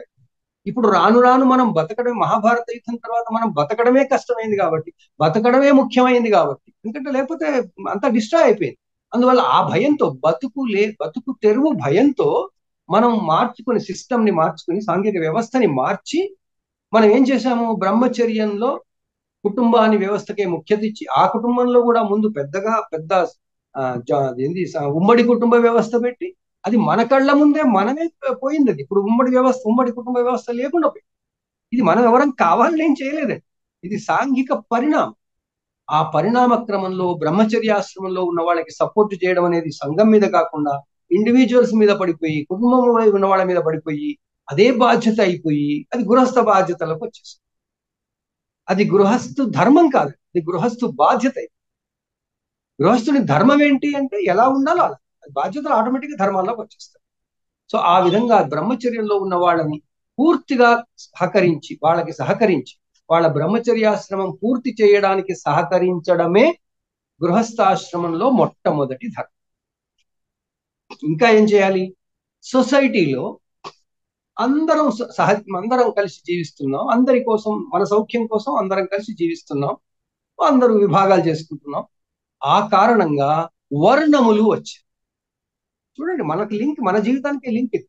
సో వర్ణం, అందువల్ల ఏమన్నారు? వర్ణాశ్రమ ధర్మాలన్నారు. ఆశ్రమాన్ని వర్ణాన్ని కలిపేసి వర్ణాశ్రమ ధర్మాలు అని చెప్పుకోవడానికి. కానీ దేని దానికే బేస్. వర్ణం ఏముంటుంది? బ్రహ్మచర్యంలోనే వర్ణం డిసైడ్ అయిపోతుంది. మొత్తం బ్రాహ్మణ, బ్రహ్మచర్య ఫేజ్ అంతా బ్రాహ్మణ. తర్వాత క్షత్రియ, శూద్ర, వైశ్య గృహస్థులో ఉండాలి. దాంట్లో కొంతమంది ఆ అందరినీ రక్షించడం కోసం ప్రత్యేకంగా ఉండాల్సి వస్తే వాళ్ళే క్షత్రియులు అంటున్నాం. క్షత్రియులు గృహస్థ ధర్మంలో ఉంటారు. క్షత్రియ ధర్మం ఏంటి అంటే గృహస్థుగా ఉన్నప్పుడు దేశాన్ని సంరక్షించడం, ప్రజల్ని సంరక్షించడం, అన్ని వసతులు కలగడానికి మనం ప్రకృతిలో ఈ బ్రాహ్మణుల నుంచి వచ్చే విజ్ఞానాన్ని వాడుకొని చేయడం. ఇప్పుడు మనం అందరం అంటాం, మనకి నీతి ఆయోగ్ అని ఒక సంస్థ ఉంది భారతదేశం. అది ఏం చేస్తుంది? ఇదేనండి. అక్కడ వాళ్ళంతా ప్లాన్ చేస్తారు. మన భారతదేశంలో ఇలా ఉండాలి. రాజుకి వాళ్ళు సలహాలు ఇస్తారు. క్షత్రియుడు అంటే రాజు. వాళ్ళ పేర్లు ప్రైమ్ మినిస్టర్లు, అదంతా మినిస్టర్లు, అది వేరే విషయం. ఆ టెర్మినాలజీ మారిపోయింది. కానీ ధర్మం అదే, రాజధర్మం. రాజులు ఏం చేయాలి? ఈ బ్రాహ్మణులను పట్టుకుని విజ్ఞానాన్ని పొందాలి. ఆ బ్రాహ్మణులు ఎవరి వాళ్ళ అంటే ఆ నీతి ఆయోగ్ సభ్యులే బ్రాహ్మణులు. అంటే వాళ్ళు చేసే డ్యూటీ. వాళ్లతో పాటు ఇంకా సమాజానికి కావాల్సిన పనులు చేయడాన్ని, అంటే అన్నిటికీ ఏవైతే సంస్థలు వాళ్ళకి ఇస్తాయో, నాలెడ్జ్ని, విజ్ఞానాన్ని ఇస్తాయి, పరిజ్ఞానం ఇస్తాయి, వసతులను కల్పించడానికి సూచనలు ఇస్తాయి, అదంతా మనకి బ్రాహ్మణ వర్ణంలోంచి వస్తాయి. సమాజంలో బ్రాహ్మణ వర్ణంగా ఉన్నవాడు వాళ్ళు ఉద్యోగస్తులు కావచ్చు, అందువల్ల వాళ్ళు ఇండివిజువల్ గా శూద్రులే, కానీ సామూహికంగా వాళ్ళు ఆ వర్ణం వాళ్ళు అవుతారు, బ్రాహ్మణ వర్ణం వాళ్ళు అవుతారు. ఎందుకంటే దేశం కోసం, సమాజం కోసం, దేశం అంటే దేశమే కాదు, సమాజం కోసం ఏమేమైతే చేస్తారో, చేయడం కొరకు ఏవైతే ఆలోచనలు చేస్తారో అది టెస్ట్ చేస్తారు. ఇది చేస్తే బాగుంటుంది, ఫ్యూచర్ లో బాగుంటుంది, ఇదంతా బ్రాహ్మణ వర్ణం పని అన్నమాట సమాజంలో. ఇదేంటి? మళ్ళీ గృహస్థ జీవనం. ఈ వర్ణాలన్నీ మళ్ళీ మనకి ఈ ఆశ్రమాల్లో కనబడుతుంది. బ్రాహ్మణ వర్ణం, బ్రహ్మచర్యం కలిసిపోతాయి. బ్రాహ్మణ నాలెడ్జ్ కాదు. అయితే బ్రహ్మచర్యంలో ఉన్న వాళ్ళు ఈ నాలెడ్జ్ని మాత్రం నేర్చుకుంటూ వచ్చిన వాళ్ళు అడ్వాన్స్డ్ స్టేజ్ వచ్చేసరికి వాళ్ళు బ్రహ్మచర్యం కాదు, వాళ్ళు మళ్ళీ గృహస్థులు అయిపోతారు. పెళ్లి చేసుకోకపోవచ్చు, కానీ గృహస్థులు ఏం చేస్తారు? అడ్వాన్స్డ్ స్టడీస్ చేస్తారు. ఆ అడ్వాన్స్డ్ స్టడీ చేసే సెక్షన్ ని బ్రాహ్మణులు. మళ్ళీ ఆ బ్రాహ్మణులు అందుకోసం సొసైటీ కోసం త్యాగం చేసి, వాళ్ళ సమయాన్ని, వాళ్ళ జీవితాన్ని త్యాగం చేసి, త్యాగం అంటే ఏం లేదు, వాళ్ళు మంచిగా పోతారు, ప్రకృతి విజ్ఞానాన్ని పొందుతారు తపస్సు చేసి లేదా యజ్ఞాలు చేసి. అందువల్ల గృహస్థుని ధర్మంలో వాళ్ళు మొట్టమొదటి ఏం చెప్పారు? ముందు ప్రకృతి సమతుల్యతని కాపాడాలి, కాబట్టి ప్రతి వాళ్ళు చేయవలసినవి ఏమిటి అంటే యజ్ఞములు, యాగములు అన్నారు. ప్రతి వాళ్ళు చేయాలండి గృహస్థ ధర్మంలో, ఒక బ్రాహ్మణులు చేయాలని కాదు ఇది. బ్రాహ్మణులు అనేవాళ్ళు ఎందుకు ఎక్స్ట్రా చేయాలంటే వాళ్ళకి ఎక్స్ట్రా నాలెడ్జ్ ఉంది. ఈ నేచర్ లో ఏం చేస్తే ఏమవుతుంది అనే నాలెడ్జ్ వాళ్ళు పొందారు, కాబట్టి వాళ్ళు తప్పకుండా యజ్ఞయాగాలు చేయాలి. మీరు కొంచెం వెనక్కి వెళ్ళి ఆలోచించండి, యజ్ఞయాగాదులు ఎవరు చేసేవాళ్ళు? రాజులు చేసేవాళ్ళు. రాజులు పెద్ద లార్జ్ స్కేల్లో చేయగలిగారు. ఎందుకంటే దేశం కోసం, ఈ బ్రాహ్మణ వర్ణం నుంచి వచ్చిన విజ్ఞానాన్ని దేశం కోసం వాడుకోవాలి అంటే ఏం చేయాలి? యజ్ఞయాగాలు ఎవరు చేయాలి? బ్రాహ్మణులు చేయలేరు, సొసైటీ చేయాలి. సొసైటీలో ఎవరు కేపబుల్ ఎవరంటే అందరినీ కూడగొట్టగలిగి దీన్ని కాంట్రిబ్యూట్ చెయ్యి అని చెప్పగలిగే వాళ్ళు ఎవరంటే సొసైటీని రక్షించేవాళ్ళు, అందువల్ల రాజులు చేసేవాళ్ళు. సో యజ్ఞయాగములు చెయ్యడము, చేయించడము బ్రాహ్మణ వర్ణంలో వాళ్ళు చేయవలసిందే. అయితే రాజులు కూడా యజ్ఞాలు, యాగాలు చేయాలి, వీళ్ళ సహాయంతో చేయాలి. ఈ చెయ్యడం అనేది ఇద్దరు బ్రాహ్మణులు కానీ క్షత్రియులు కానీ ఎలా చేస్తున్నారు? గృహస్థ ధర్మంగా చేస్తున్నారు. ఎందుకు గృహస్థ ధర్మం? ఇది సెంటర్ పాయింట్. ఇక్కడి నుంచి ప్రకృతిని రక్షించుకోవాలన్నా, మనకు కావాల్సిన సంఘం మంచిగా ఉండాలన్నా, సంఘ నియమాలు పాటించాలన్నా, బ్రహ్మచర్యంలో ఉన్న వాళ్ళకి సపోర్ట్ ఇవ్వాలన్నా ఈ వర్గమే చేయాలి కాబట్టి, ఈ ఆశ్రమంలో ఉన్న వాళ్ళు చేయాలి కాబట్టి, ఈ వయస్సులో ఉన్న వాళ్ళు చేయాలి కాబట్టి, మన వయస్సులో యవ్వనం వచ్చిన తరువాత గృహస్థం వస్తుంది. యవ్వనం వచ్చే వరకు ఏమవుతుంది? ఉపనయనం వరకు గురువుల దగ్గరికి వెళ్ళడం. ఆ తర్వాత మనం యవ్వనం అనే దిశలో అవస్థలో శైశవం, కౌమారం, బాల్యం, యవ్వనంలో బ్రహ్మచర్యం అయిపోతే యవ్వనం అయిపోయే టైంకి, యవ్వనం అంటే యవ్వనంలో ప్రవేశించే టైంకి గృహస్థంలో వస్తాము. గృహస్థం వచ్చామంటే సోషల్ రెస్పాన్సిబిలిటీ పెరుగుతుంది. సొసైటీ మీద రెస్పాన్స్, సొసైటీకి రెస్పాన్స్, సంఘానికి బాధ్యత. గృహస్థుని ధర్మం ఏంటంటే సంఘానికి బాధ్యత వహించాలి. ఆ సంఘానికి సంబంధించిన బాధ్యతలు ఎందుకు వహించాలంటే అందరి కోసం, తన కోసం ప్లస్ అందరి కోసం. ఆ అందరి కోసం తాను ఎలా జీవించాలి అంటే, మళ్ళీ ఆ కాలంలో ఎలా జీవించేవాడు, ఆ కాలంలో వసతులు ఎలా ఉండేవి, ఆ కాలంలో ఎక్కడెక్కడ జీవించేవాడు. ఎవరో సొసైటీలో అందరు ఉంటారు, ఉంటుంటారు. వాళ్ళు ఎక్కడికో పోతుంటారు, వాళ్ళ పనుల్లో వాళ్ళు ఉంటారు. పనులు అంటే ఏదో ప్రకృతిలో తిరగడమే కదా. తిరుగుతున్నప్పుడు మన ఆకలి అవుతుంటారు. ఆకలికి అయితే అన్నం పెట్టాలి కదా. సంఘం బాధ్యత ఏంది? సంఘం బాధ్యత వాడికి అన్నం పెట్టాలి. ఎందుకంటే సంఘంలో అందరం ఉన్నాం కదా, సంఘ జీవన బాధ్యత. అందువల్ల సంఘ నియమాల ప్రకారం ఏంటి, ప్రతి అలాంటి వాళ్ళని మనం తప్పకుండా ఆదరించాలి. దాన్నే అతిథులని, అభ్యాగతులని ఆదరించడం. మరి ఈ రోజు ఆ సిచ్యువేషన్ ఉందా? నిజానికి లేదు. సొసైటీలో మనం కాకుండా, మనకు ఏ సంబంధము లేకుండా ఎవరైనా అన్నం కోసం వస్తే వాళ్ళు ఎంతో జాగ్రత్తగా వాళ్ళ పనులు వాళ్ళు చేసుకుంటున్నారేమో అని వాళ్ళు రారు, మనం వెళ్ళి వెతకం. ఎన్నో కథల్లో మీరు వినే ఉంటారు, అతిథుల కోసం వెయిట్ చేసేవాడు మొదలు. అప్పుడు గ్రామాలు, చిన్న చిన్న ప్లేసెస్ ఉండేవి కాబట్టి తిరిగేవాళ్ళు. పోనీ ఈ ఊళ్ళోకి ఎవరైనా కొత్తగా వచ్చారా, వచ్చేవాడు ఎవరో తాపస్ అంటే వాడెవడో రీసెర్చ్ చేస్తున్నవాడు అడవుల్లో, వాడు ఏమైనా వచ్చాడా, అడవుల్లో రీసెర్చ్ చేసేవాళ్ళు ఏమైనా వచ్చారా భోజనం కోసం, వస్తే రమ్మందాం. ఎందుకంటే వాళ్ళ కారణంగా, వాళ్ళు చేసే తపస్సు కారణంగా మన సొసైటీకి లాభం కలగబోతుంది కదా, కలుగుతుంది కదా. అందువల్ల అతిథులు, అభ్యాగతులు. అభ్యాగతులు ఏంటి? మళ్ళీ వాళ్ళు కావాలి, మాకు ఫుడ్ కావాలండి అని వచ్చి అడిగేవాడు. అలా ఏ పని చేయకుండా భిక్షాటన చేయడం అనేది మొదలు లేదండి. ఏదో ఒక పని చేస్తూ ఇన్సిడెంటల్ గా నాకు ఆహారం లేదు, నేను పనులు చేస్తున్నా కానీ ఎక్కడ పోవాలి, ఎక్కడ పోతే దొరుకుతుంది, ఇక్కడ పోతా, ఇక్కడ తినేస్తా అని ఇక్కడికి వచ్చేస్తా. వచ్చేసి వాడు అడగకపోతే పెట్టరుగా. అందువల్ల భిక్షాందేహి అంటాడు. భిక్షాందేహి అంటే నాకు భిక్షనివ్వు అంట. భిక్షనివ్వు అని అధికారంగా అడుగుతున్నాడు. ఇస్తావా అనట్లేదండి. చూడండి, వర్డ్స్ లో ఎంత తేడా ఉంటుంది.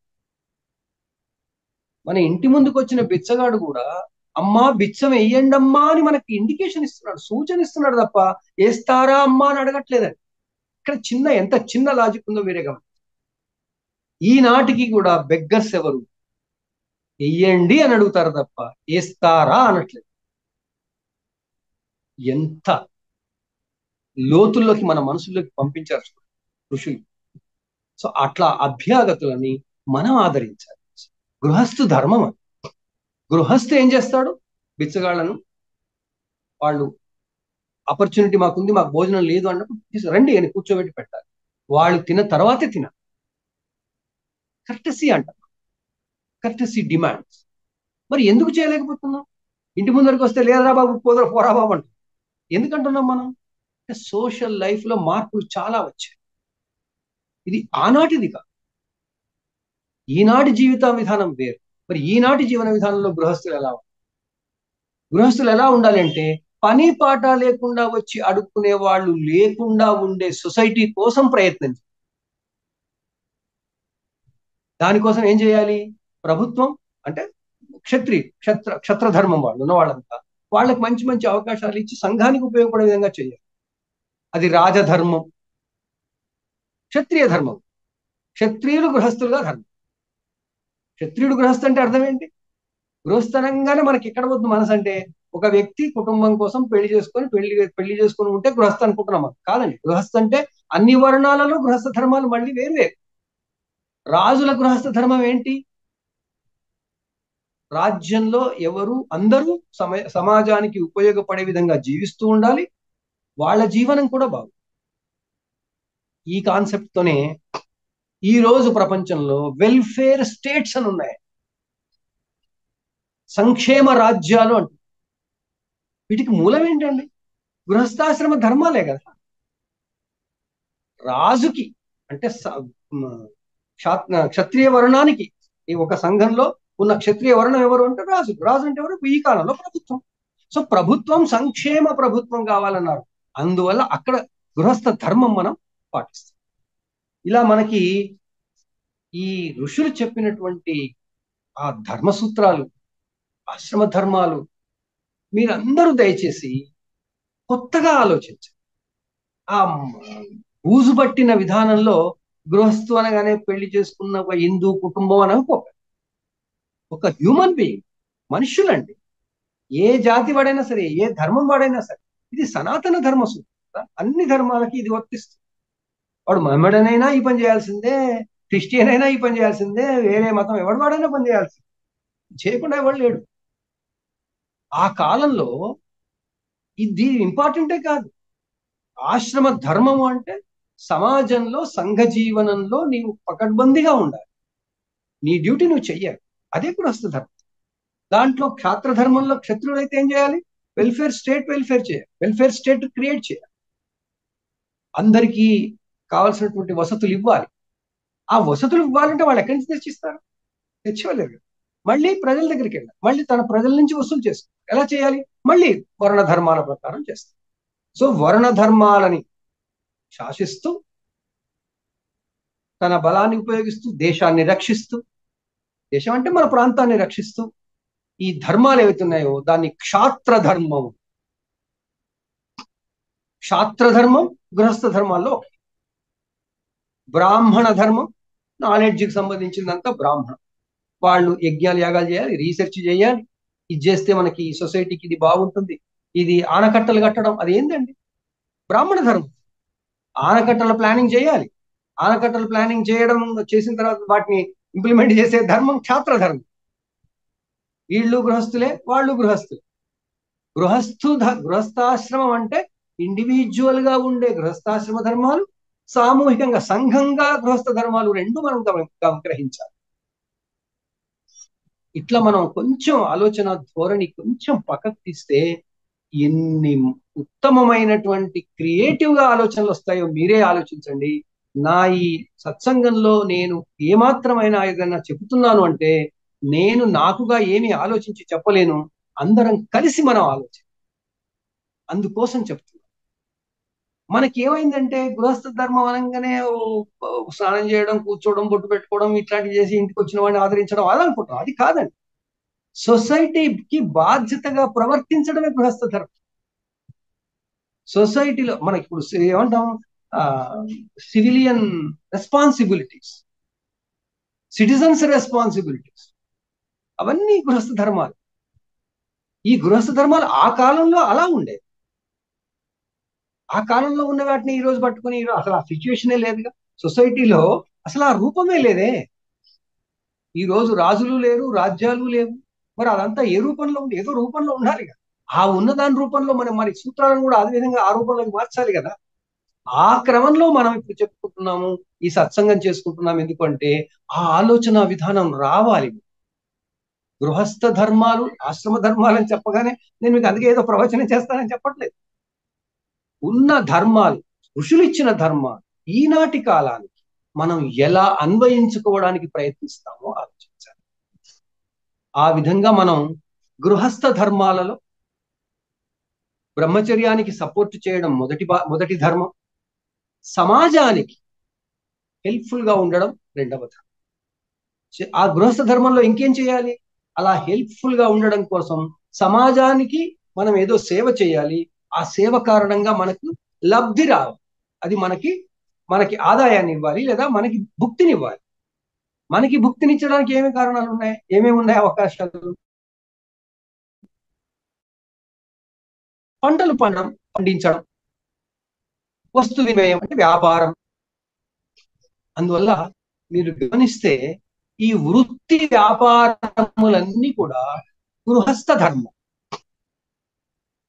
వృత్తి వ్యాపారాలు వ్యక్తి ధర్మాలు కాదండి, గృహస్థ ధర్మాలు. ఎందుకంటే మనం కలిసి జీవించాలి. ఒక్కడే జీవించడానికి వాడికి ఇంత అన్నం కావాలి. ఆ అన్నం కోసం జీవించడం కోసం వాడు సొసైటీ మీద ఆధారపడవచ్చు. ఎందుకంటే ఒక మనిషి కాబట్టి. మనుషులందరం ఒక దగ్గర ఉందాం అనుకున్నాం కదా, సంఘ జీవనం. అందరికీ భద్రత ఇచ్చేది మనం సంఘ జీవన విధానం అనుకున్నాం కదా. అందువల్ల ఎవరో కొందరు ఉంటారు, వాళ్ళు అలా ఒక్కళ్ళు మొత్తం పర్సెంటేజ్ చూసుకుంటే చాలా తక్కువ ఉంటుంది. కాకపోతే ఈ కాలంలో ఏం జరిగింది, ఆ విధంగా డిపెండ్ అయ్యి వాళ్ళ దగ్గర నుంచి ధర్మం పేరుతో డబ్బులు తీసుకుని అదే వృత్తిగా చేసుకుని భిక్షాటన అనేది వృత్తి అయిపోయింది. వృత్తి అయిపోయింది. ఇది భిక్షాటన కాదు, ముష్టి ముష్టి అడగడం. ముష్టి అడగడం అనేది ఆ వ్యక్తి సమాజానికి తాను వ్యక్తిగా సామాజిక వ్యక్తిగా సంఘ జీవనంలో ఏం కాంట్రిబ్యూట్ చేయట్లేదు. అన్ప్రొడక్టివ్ అంటాం. అన్ప్రొడక్టివ్. మనం అన్ప్రొడక్టివ్ వాళ్ళని పోషిస్తున్నాం. ఏ పేరుతో పోషిస్తున్నాం? ఏనాడో చెప్పిన ధర్మం పేరుతో పోషిస్తున్నాం. మీరు ముష్టి వేయకుంటే నిజానికి ఏమి కాదండి. అది గృహస్థ ధర్మంలో లేదు అసలు. గృహస్థ ధర్మంలో అభ్యాగతులను ఆదరించడం, వాళ్ళకి కావాల్సింది ఇమ్మన్నారు తప్ప మీరు బిచ్చవేసి వెళ్ళిపోమని చెప్పలేదు. వాడు ఇంటి ముందుకు వస్తే 5 రూపాయలు ఇచ్చిపోమని చెప్పలేదు. ఇంటికి వచ్చిన వాడిని కూర్చోబెట్టి అన్నం పెట్టి పంపించమన్నారు తప్ప డబ్బులు ఇచ్చి పంపమని ఎక్కడా లేదు. అసలు డబ్బులు ఎప్పుడు వచ్చాయి? ఈ గృహస్థాశ్రమ ధర్మాలన్నీ వచ్చినప్పుడు డబ్బులు లేవండి, వస్తువులే. ఆ ధర్మంలో డబ్బులు ఎప్పుడు వచ్చిందంటే వస్తు వినిమయ పద్ధతి వచ్చి, ఆ తర్వాత కరెన్సీ వచ్చింది, డబ్బులు వచ్చాయి, ప్రత్యామ్నాయం అని వచ్చాయి. ఇది కాలక్రమంలో సంఘ జీవనంలో మార్పులు వచ్చాయి. ఆ మార్పుల్లో ఆ డబ్బుల కారణంగా బయటికి వెళ్తే డబ్బుని వినిమయం చేసి మళ్ళీ మనకు వస్తువులు వస్తున్నాయి కాబట్టి డబ్బు ఎవరి దగ్గర ఉంటే వాళ్ళకి. ఆ విధంగా మనకి ముష్టి వేయడం అనేది నిజానికి సాంఘిక ధర్మం కాదు. చాలా బోల్డ్గా అంటున్నాను నేను ఈ విషయం. ఎందుకు ఇవ్వాలి ముష్టి? సమాజానికి వాళ్ళు ఏం చేస్తున్నారు? అంత అధ్వాన స్థితిలో వాళ్ళు ఉన్నారంటే అంత పర్సెంటేజ్ ఉండకూడదు. ప్రతి సిటీలో ప్రతి చౌరస్తాలో ఇప్పుడు ఎంతమంది ఉన్నారు? అది గృహస్థ ధర్మమా? ముష్టి వేయడం పోషిస్తుంది. వాడు ఏం పని చేయకుండా నేను హాయిగా పడు. నాకు తెలిసి మీరు నమ్ముతారో నమ్మరో, మా విలేజ్ దగ్గర నాకు బస్ స్టాండ్ లో ఒక గుడివాడు ఇలా అడుక్కునేవాడు. ఒక 20 ఏళ్ల తర్వాత నేను మళ్ళీ ఆ ప్రాంతంలో వెళ్ళి వాడి గురించి అడుగుతుంటే వాడు తాను భిక్షాటన మానలేదు, కానీ డబ్బుకి వడ్డీలు ఇస్తాడు, వడ్డీలకి డబ్బులు ఇస్తుంది. ఎక్కడికి తీసుకెళ్తున్నాం మనం? సమాజానికి వాడు ఏం చేశాడని అందరం కలిసి చేస్తున్నాం. ఇది గృహస్థ ధర్మం కాదంట. గృహస్థ ధర్మం ఏంటి? వాడు సమాజానికి ఏదో చేస్తూ వాడికి అవసరం ఉంది, అప్పుడు మనం వాడికి ఇద్దాం, కాంట్రిబ్యూషన్ మనం ఇద్దాం. ఎందుకంటే వాడు చేసేదాని కారణంగా మనకేదో మళ్ళీ మంచి జరగాలి. ఆ మంచి జరగడం ఏమిటి అనేది మీరే ఆలోచించండి. కాంట్రిబ్యూట్ చేయకుండా, ఎకనామిక్ వాల్యూ ఆఫ్ సర్వీసెస్ లేకుండా మనం వాళ్ళని గృహస్థ ధర్మంగా పాటించే అవకాశమే లేదు. గృహస్థ ధర్మంగా వాళ్ళని ఆదరించడానికి అవసరమే లేదు. బ్రహ్మచారిని ఆదరించాలి ఎందుకు? వాళ్ళు రేపు వాళ్ళ నాలెడ్జ్ పనికి వస్తుంది సొసైటీ. బ్రహ్మచారులు ఎప్పుడు ముష్టి వాళ్ళుగా భిక్షాటన చేస్తారు. ఎందుకు భిక్షాటన చేస్తారు? ఇన్వెస్ట్మెంట్. ఆ సెక్షన్ మీద ఇన్వెస్ట్మెంట్ చేస్తే గృహస్థుగా రేపు సంఘానికి పనికి వచ్చే విజ్ఞానం వాళ్ళు చేస్తారు, వాళ్ళు విజ్ఞానవంతులు అవుతారు, సంఘాన్ని వాళ్ళు రక్షిస్తారు. ఎందుకంటే ఆ వయసు అయిన తర్వాత ఈ వయసుకు వచ్చేస్తారు కదా, గృహస్థాశ్రమం వయసుకు వచ్చేస్తారు కదా. గృహస్థాశ్రమంలో మానవుడికి మన ఋషులు ఎంత పెద్ద బాధ్యత పెట్టారంటే, సంఘాన్ని నిర్మించిన తర్వాత సంఘం ఎలా ఉండాలి ఆ శాసించే అధికారం వీళ్ళకి ఇచ్చారు. అది గృహస్థ ధర్మం, గృహస్థాశ్రమం. సో గృహస్థాశ్రమం చాలా బాధ్యత అవుతుంది. ఎంతో దూరదృష్టితో సంఘ జీవనాన్ని కాపాడవలసి, గతంలోంచి పురాణాల్లోంచి శాస్త్రాల్లోంచి తెలుసుకుని చేయవలసింది. ఒకళ్ళు మన సంఘ జీవనానికి ఆటంకం కలిగించే విధంగా ఏమైనా చేస్తుంటే దాన్ని ఏమాత్రం అంగీకరించకుండా దాన్ని ఆపడం, నియంత్రించడం గృహస్థ ధర్మం. సమయం వచ్చింది కాబట్టి చెప్తున్నాను. ఇప్పుడున్న గృహస్థ ధర్మాల్లో లేటెస్ట్ మోడర్న్ గృహస్థ ధర్మం ఏంటంటే అందరూ తప్పకుండా ఓటు వేయడం. ఇది సమయం వచ్చింది, ఇప్పుడు ఎన్నికల కాలం కాబట్టి చెప్తున్నాను. ఓటు హక్కున్న ప్రతి వాళ్ళు ఓటు వేయడం గృహస్థ ధర్మం. ఓటు అందుకే 18 ఏళ్ల తర్వాతే వచ్చింది, గృహస్థాశ్రమంలోకి వచ్చాకే వచ్చింది, బ్రహ్మచర్యంలో రాలేదు. ఓటు వేయడం మన ధర్మం. ఎవరికి అదంతా తర్వాత విషయం. సంఘాన్ని నియంత్రిస్తూ, సంఘ నియమాలని కాపాడుతూ, సంఘ జీవనాన్ని పరిరక్షించే బాధ్యత గృహస్థ.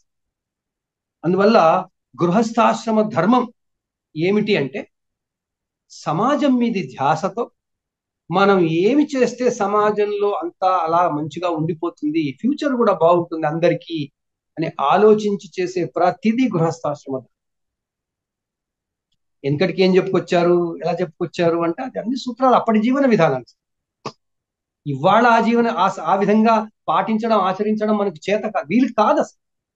ఇక్కడ సమాజం మారిపోయింది, సాంఘిక స్థితులు మారాయి, సంఘ జీవన విధానం మారింది. అప్పుడున్నటువంటి వర్ణ విధానంగా, వర్ణాల క్రమంగా సంఘం సపరేట్ గా లేదు. ఎవరి పనులు వాళ్ళు చేసుకోవడం లేదు. ఇప్పుడు అందరి పనులు, ఒకరి పనులు, వాడి పనులు అన్ని వాడే చేసుకోవాలి. పెద్ద తేడా ఇది.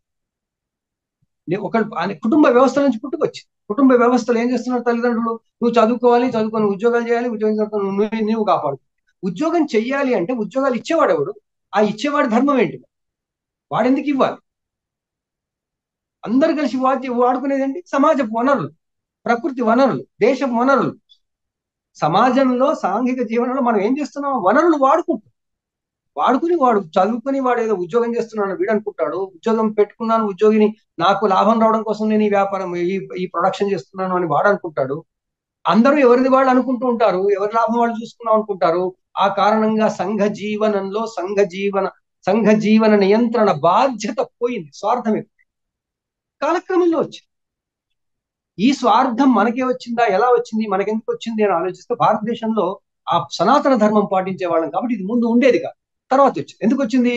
ఇంతకన్నా తక్కువ నాగరికతతో వచ్చిన వాళ్ళు కేవలం జీవించడమే ముఖ్యము, జీవించడం కొరకు ఏ పనైనా చేద్దాము, కొడితే కొడదాము, లేకపోతే ఉన్న దోచుకుపోదాం అనుకున్న తత్వం ఉన్న వాళ్ళు వచ్చి రాజులైనందుకు మనకి ఆ తత్వం వచ్చేసింది.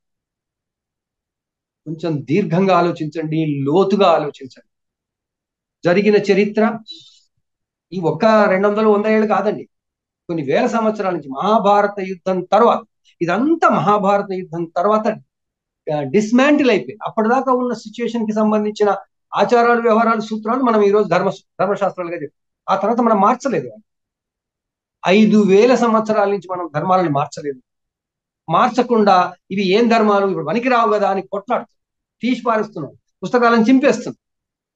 కానీ ఆ పుస్తకాల్లో ఉన్న స్పిరిట్ తీసుకుని, ఆ ధర్మాల్లో ఉన్న స్పిరిట్ తీసుకుని మనం ఈ రోజు సమాజానికి ఎలా అన్వయించాలి, సామాజిక జీవనానికి ఎలా అన్వయించాలి, వ్యక్తిగత జీవనానికి ఎలా అన్వయించాలి అనే విషయాలు మనం చెప్పుకోవాలి, ఆలోచించాలి, అవి చెప్పాలి. ఆ తర్వాతే మనకి ఇంకా కొత్త ఆలోచనలు వస్తాయి. ఆ తర్వాత మనకి ఈ ఈ సూత్రాలని, ఈ ధర్మశాస్త్ర సూత్రాలన్నీ కూడా మనం ఎలా అన్వయించుకొని ఈ రోజు సమాజానికి వాడుకుంటాము అనే విషయం మనం ఒక నిర్మాణాత్మకమైనటువంటి నిర్ణయానికి రావడానికి మనకి వీలవుతుంది. సో ఈ రకంగా మనం ధర్మశాస్త్రపు సూత్రాలన్నీ, గృహస్థాశ్రమ ధర్మ సూత్రాలన్నీ కూడా మనం బాగా అర్థం చేసుకునే ప్రయత్నం చేయాలి. అప్లికేషన్, ఆ సూత్రాలని స్పిరిట్ ఏంటి, వాటిలో ఉన్న అసలు ఉద్దేశం ఏంటి, లక్ష్యం ఏంటి, ఆ లక్ష్యం సమాజం ఎలా ఉంది, దానికి ఎలా పాటించాలి. సో గృహస్థాశ్రమంలో వ్యక్తిగతంగా కొన్ని బాధ్యతలు, ధర్మాలు, సామాజికంగా ధర్మం ఏవి ఉన్నా మన ఋషులు బాగా కాన్సన్ట్రేట్ చేసింది ఏంటంటే, వ్యక్తికి మాత్రమే, సమాజానికి కాదండి, వ్యక్తికి సాల్వేషన్ అంటే ముక్తి రావాలని. వాళ్ళు చిన్నగా ఇవాళ నీకు అన్నం దొరుకుతుందా దానికోసం ప్రయత్నం చేస్తావా, సమాజం బాధ్యత ఇది అని చూసుకోలేదండి. ఒక వ్యక్తికి దాన్ని ఏమంటాము, సాల్వేషన్ అంటే మొత్తం ముక్తి రావాలి. ఆ ముక్తి ఎలా వస్తుంది? ఆ ముక్తి రావడానికి ముందు ఇప్పుడు మనిషిని తయారు చేయాలి కదా. ఆ మనిషిని తయారు చేసే విధానంలోనే మనకి సంస్కారాలు పెట్టి అవి మళ్ళీ ప్రాసెస్ చేసే కదా. ఆ సంస్కారాల తర్వాత ఈ మనిషి ముక్తి కోసం చేయాలి కాబట్టి ఈ సమాజం అంటే ఏంటి, సమాజంలో ఎలా ధార్మిక జీవనం అవలంబించాలి అని ధార్మిక జీవన విధాన సూత్రాలు చెప్పారు. అవి గృహస్థాశ్రమంలో పాటించాలి. దానికి ఆ గృహస్థాశ్రమంలో కాకుండా బ్రహ్మచర్యంలోనూ పాటించాలి, సన్యాసంలోనూ పాటించాలి, వానప్రస్థంలోనూ పాటించాలి. సొసైటీ వర్సెస్ ఇండివిజువల్ డీల్ అయ్యేదంతా కూడా గృహస్థాశ్రమ పీరియడ్. బ్రహ్మచర్యం పీరియడ్ లో బిగినింగ్, గృహస్థాశ్రమంలో సెంటర్, ఇక ఫోకస్. ఒకసారి గృహస్థం అయిపోయిందంటే వానప్రస్థము, సన్యాసము ఎగ్జిట్ మోడ్ లోకి వెళ్ళిపోతుంది, విడ్రావల్ మోడ్కి వెళ్ళిపోతుంది వ్యక్తి. సమాజంలో అందరూ కూడా, సమాజంలో 60 ఏళ్ళు 70 ఏళ్ళు పైబడిన వాళ్ళంతా ఈ గృహస్థాశ్రమంలో ఉంటే బ్రహ్మచర్యం సెక్షన్ నుంచి వచ్చే గృహస్థులకి మళ్ళీ వీళ్ళు ఆటంకం అవుతారు. అందుకే వీళ్ళని వానప్రస్థం వెళ్ళి, వానప్రస్థం ఏం చేయమన్నారు? ఇప్పటిదాకా గృహస్థాశ్రమంలో మీకు కలిగిన అనుభవాల ఆధారంగా ఆ అనుభవాలన్నీ ఈ అనుభవంలోకి తెచ్చుకుంటున్న వీళ్ళకి చెప్పండి అన్న. వానప్రస్థము అంటే ఆ కాలంలో వనాలకు పోవడం, ఈ కాలంలో వనాలకు పోవడం కాదు. హాయిగా ఇంట్లో ఉండి రిటైర్మెంట్ అయిన తర్వాత, ఈ రోజుల్లో చెప్పుకోవడం చెప్తాను, ఈ రోజుల్లో రిటైర్మెంట్ అయిన తర్వాత తన ఆరోగ్యం తాను కాపాడుకుంటూ తనకు ఉన్నటువంటి పరిమితులన్నీ తెలుసుకొని గృహస్థాశ్రమ జీవితంలో ఎన్నో చేద్దామనుకుని చెయ్యలేనివన్నీ, సొసైటీ కోసం చేయలేనివన్నీ చేద్దామని చెయ్యడం వానప్రస్థ ధర్మాలు. మనం చెప్పుకుందాం అది కూడా, కానీ చెప్తున్నాను వానప్రస్థ ధర్మం ఏంటి అంటే గృహస్థులని మళ్ళీ ఎంకరేజ్ చేసి గృహస్థ ధర్మం పాటించే వాళ్ళకి సపోర్ట్గా. గృహస్థుల ధర్మం ఏంటి? బ్రహ్మచర్యం వాళ్ళకి సపోర్ట్. బ్రహ్మచర్యం నుంచి గృహస్థం వచ్చిన తర్వాత గృహస్థులకి సపోర్ట్ ఎవరు ఇవ్వాలి? వానప్రస్థం వాళ్ళు. ఈ వానప్రస్థం వాళ్ళు వీళ్ళకన్నా మెచ్యూర్డ్ కాబట్టి, వీళ్ళకన్నా అనుభవం ఉన్నవాళ్ళు కాబట్టి, వీళ్ళకి ఆ రకమైనటువంటి విజ్ఞానం వాళ్ళు అందించాలి కాబట్టి ఈ విధంగా వానప్రస్థం నుంచి గృహస్థులకి సపోర్ట్ వస్తుంది. వానప్రస్థం ఉన్న వాళ్ళు గృహస్థులకి సపోర్ట్ ఇవ్వకుండా వాడి బ్రహ్మచర్యంలో వాళ్ళకి కూడా సపోర్ట్ ఇవ్వాలి. ఎందుకు ఇవ్వాలి? వాళ్ళకి చాలా అనుభవం ఉంది కదా. వీళ్ళకి గృహస్థ ధర్మం వాడు గృహస్థుడిగా ఎన్నో సమాజం కోసం చేస్తుంటాడు, వాడి ధర్మాలన్నీ సమాజం కోసం నడుస్తుంటాయి. అతని యాక్టివిటీ అంతా సమాజ ధర్మం, సమాజం కోసం. అందువల్ల వాళ్ళకి అడిషనల్ గా వీళ్ళు సపోర్ట్ ఇవ్వాలి బ్రహ్మచర్య. సో బ్రహ్మచర్యాశ్రమంలో ఉన్న వాళ్ళకి గృహస్థాశ్రమం నుంచి సపోర్ట్ వస్తుంది, వానప్రస్థం ఉన్న వాళ్ళ నుంచి సపోర్ట్ వస్తుంది. వాడి పని ఏంటి? బ్రహ్మచర్యంలో ఉన్న వాళ్ళ పని ఏంటి? వాడంటే అమ్మాయి అబ్బాయి రెండు ఈ కాలంలో ఇద్దరి పని ఏంటి? మంచి సొసైటీ ఏర్పడి అందరికీ సుఖము, ఆరోగ్యవంతమైనటువంటి సిచ్యుయేషన్, ఎన్విరాన్మెంట్, పరిసరాలు, వాతావరణం కల్పించేందుకు కావలసిన విజ్ఞానం పొందడం, దాన్ని ఆచరణలో పెట్టడానికి ప్రయత్నించాలి, అమలు చేయాలి. ఇక్కడ ఎక్కడ జాబ్ చేయాలి, ఇది చేయాలి లేదండి. ఇప్పుడు వచ్చాయి, ఇప్పుడు జీవన విధానం మారిపోయింది కాబట్టి ఇప్పుడు ఏం చేయాలి అంటే తాను పూర్తిగా చదువుకోవాలి. అన్ని రకాల ఈ ఉద్యోగం కోసం కావాల్సిందంతా చదువుకోవాలి. కానీ గృహస్థ ధర్మాలకు వచ్చేసరికి బ్రహ్మచర్యంలోనే వాళ్ళు ఏం సీడ్ చేశారంటే ముక్తి కోసం ఏం చేయాలన్నది కూడా అప్పుడే చెప్పారు. విజ్ఞానం సముపార్జించడము అంటే కేవలం శాస్త్రాలను చదివి ఉద్యోగం కోసం కాదు, అది ఎలాగో చదువుకుంటాం, దానికన్నా ఉన్నతమైంది రేపు ఆధ్యాత్మికత రావడం కోసం ఏం చేయాలంటే ఈ ప్రపంచం ఏంటి, ఈ శక్తి ఇదేంటి, అసలు బతకడం అంటే ఏంటి, చనిపోవడం అంటే ఏంటి, చనిపోయిన తర్వాత ఏమవుతుంది, అవన్నీ అప్పుడు నేర్చుకోవాలి, బ్రహ్మచర్యంలో నేర్చుకోవాలి. అలా బ్రహ్మచర్యంలో నేర్చుకుని గృహస్థాశ్రమంలోకి వచ్చి ఇలా జరగబోతోంది కాబట్టి సమాజం కొరకు జీవిస్తూ సమాజంలో తన వ్యక్తిగతంగా తాను కాంట్రిబ్యూట్ చేయవలసినవన్నీ సొసైటీకి చేసి సొసైటీలో అందరి జీవితం, తన జీవితంతో సహా అందరి జీవితం సుఖము, ఆరోగ్యవంతంగా ఉండేట్టు చేసి ప్రవర్తించి ధార్మికంగా జీవించి వానప్రస్థానికి వెళ్ళాలి. ఇది ఒక వ్యక్తిని మనం రెఫరెన్స్ తీసుకున్నప్పుడు కానీ ప్రతి స్టేజ్లో వేరు వేరు వ్యక్తులు ఉంటారు. సో అదేంటి అంటే మనం ధార్మిక జీవన విధానం బ్రహ్మచారులకి ఉండాల్సిందే. ఎలాగో మనం ఇంపోజ్ చేస్తాం, వాళ్ళకి చెప్తున్నాం ఇలా ఉండాల్సిందని చెప్పేస్తాం. అందువల్ల అక్కడ ధార్మిక జీవన విధానం ప్రత్యేకంగా బ్రహ్మచారులకి బోధించడం లేదు. వాడు నేర్చుకోవడంతో ధార్మిక జీవన విధానం మొదలవుతుంది. ముందు అహంకారం పోవడం కోసం భిక్షాటన ఎత్తకుండా భిక్షాటన ఎత్తాలి. ఎంత రాజు కొడుకైనా సరే భిక్ష చేసుకుంటూ రావాలి. ఆ విధంగా గృహస్థ వచ్చిన తర్వాత ఏం చేయాలి? ఈ ప్రాపంచికమైన విషయాల మీద మనము అటాచ్మెంట్ పెంచుకోకూడదు. విరాగులంగా, రాగులు రాగము ద్వేషము మనకు తెలుసు. రాగము నుంచి వైరాగ్యం. నేను ఈ రోజే అనుకుంటా ఈనాడులో ఒకటి వచ్చింది, అది నేను పంచుకున్నాను. అలా అది అంతర్యామి వైరాగ్యం గురించి, వైరాగ్య ఆనందమా ఏదో ఇచ్చి ఉంటున్నాను. సో ఆ విధంగా మనం అది చదవండి. హిందూ మిత్ర గ్రూప్ లో పెట్టాను నేను ఇది. వానప్రస్థం దాంట్లో పెట్టాను, దీంట్లో పెట్టాను, చూస్తాను, లేకపోతే పెట్టేస్తాను. సో అదేంటి అంటే ఈ వైరాగ్యం అంటే ఏంటో నిర్వచనం చేశారు. వైరాగ్యానికి నిజంగా ఏంటి? వైరాగ్యం అంటే అన్ని వదిలిపెట్టిపోవడం కాదండి. అది మనం వానప్రస్థం అప్పుడు చెప్పుకుంటాం ఇంకా ఎక్కువగా. సో ఈ విధంగా మనకి గృహస్థాశ్రమంలో మనం సోషల్ రెస్పాన్సిబిలిటీస్ గుర్తు, సొసైటీ కోసం, నా కోసం నేనేం చెయ్యాలి, అవి అవి పాటించాలి. అక్కడ పుస్తకాలలో మన ధర్మశాస్త్రం, పరాశర స్మృతి, వీటిల్లో ఏమైనా ఉండొచ్చండి. అవన్నీ అప్పటి కాలానికి సంబంధించి. ఈ కాలానికి మనం వాటిని ఎలా కన్వర్ట్ చేయాలి అనేది ఆలోచించాలి. అలా ఆలోచించి మనం ఈ ధర్మాలు పాటించడం కోసం లిస్ట్ అవుట్ చేసుకోవాలి. మొట్టమొదటి లిస్టింగ్ అవుట్ ఏంటి? బ్రహ్మచర్యంలో ఉన్న వాళ్ళందరికీ సపోర్ట్ ఇవ్వాలి. ఈనాటి సమాజం ఎలా ఉంది? మనం అందరికీ ఇచ్చేట్టు లేం. ముందు మన పిల్లలకే మనకి ఇవ్వాలి. అందువల్ల మన పిల్లలని బ్రహ్మచర్యాశ్రమంలో ఎలా ఉంచాలో అలా ఉంచగలిగే ప్రయత్నం చేయాలి. మనం విషయాలు తెలుసుకుని వాళ్ళకి బోధించాలి. మనకంత కెపాసిటీ లేదు. లేనప్పుడు వాళ్ళకి ఆ వనరులు కల్పించాలి. అంతేగాని నేను నా పని కోసం, నీ చదువు కోసం, నేను డబ్బులు సంపాదించడం కోసం నేను ఉద్యోగంలో బిజీగా ఉన్నాను అని ఆ ఉద్యోగంలో బిజీగా ఉండి అసలు వీడు నేర్చుకోవడానికి కావాల్సినటువంటి సిచ్యుయేషన్ లేకుండా చేసేస్తే, లేదా మార్గాలు దుష్ట మార్గాల వైపు పోయేది, అపమార్గాల వైపు పోయేట్టుగా వాడికి ఆ వనరులు కల్పిస్తే గృహస్థుగా మన బాధ్యత మనం నిర్వర్తించడం లేదు. గృహస్థు బాధ్యత ఎంత పవిత్రమైంది, ఎంత ఉదాత్తమైందో మీరు దయచేసి అర్థం చేసుకునే ప్రయత్నం చేయండి. సో ఆ గృహస్థాశ్రమంలో ఉంటూ బ్రహ్మచర్యంలో వాళ్ళకి ఏ విధంగా మనం సపోర్ట్ ఇవ్వాలో అలా ఇవ్వడం మన ధర్మం, గృహస్థాశ్రమ ధర్మం. దానికి ఏం చేయాలి అంటే సంపాదన కోసం మనము ఉద్యోగం చేయాలి, చేస్తున్నాం. ఆ ఉద్యోగం చేస్తున్నప్పుడు వీళ్ళు ఏం చేస్తున్నారు? అసలు నా పిల్లలు ఇప్పుడు ప్రతి ఇంట్లోనూ ఇద్దరు ముగ్గురు ఉంటారు, అంతగానే ఎక్కువ ఉంటారు కదా.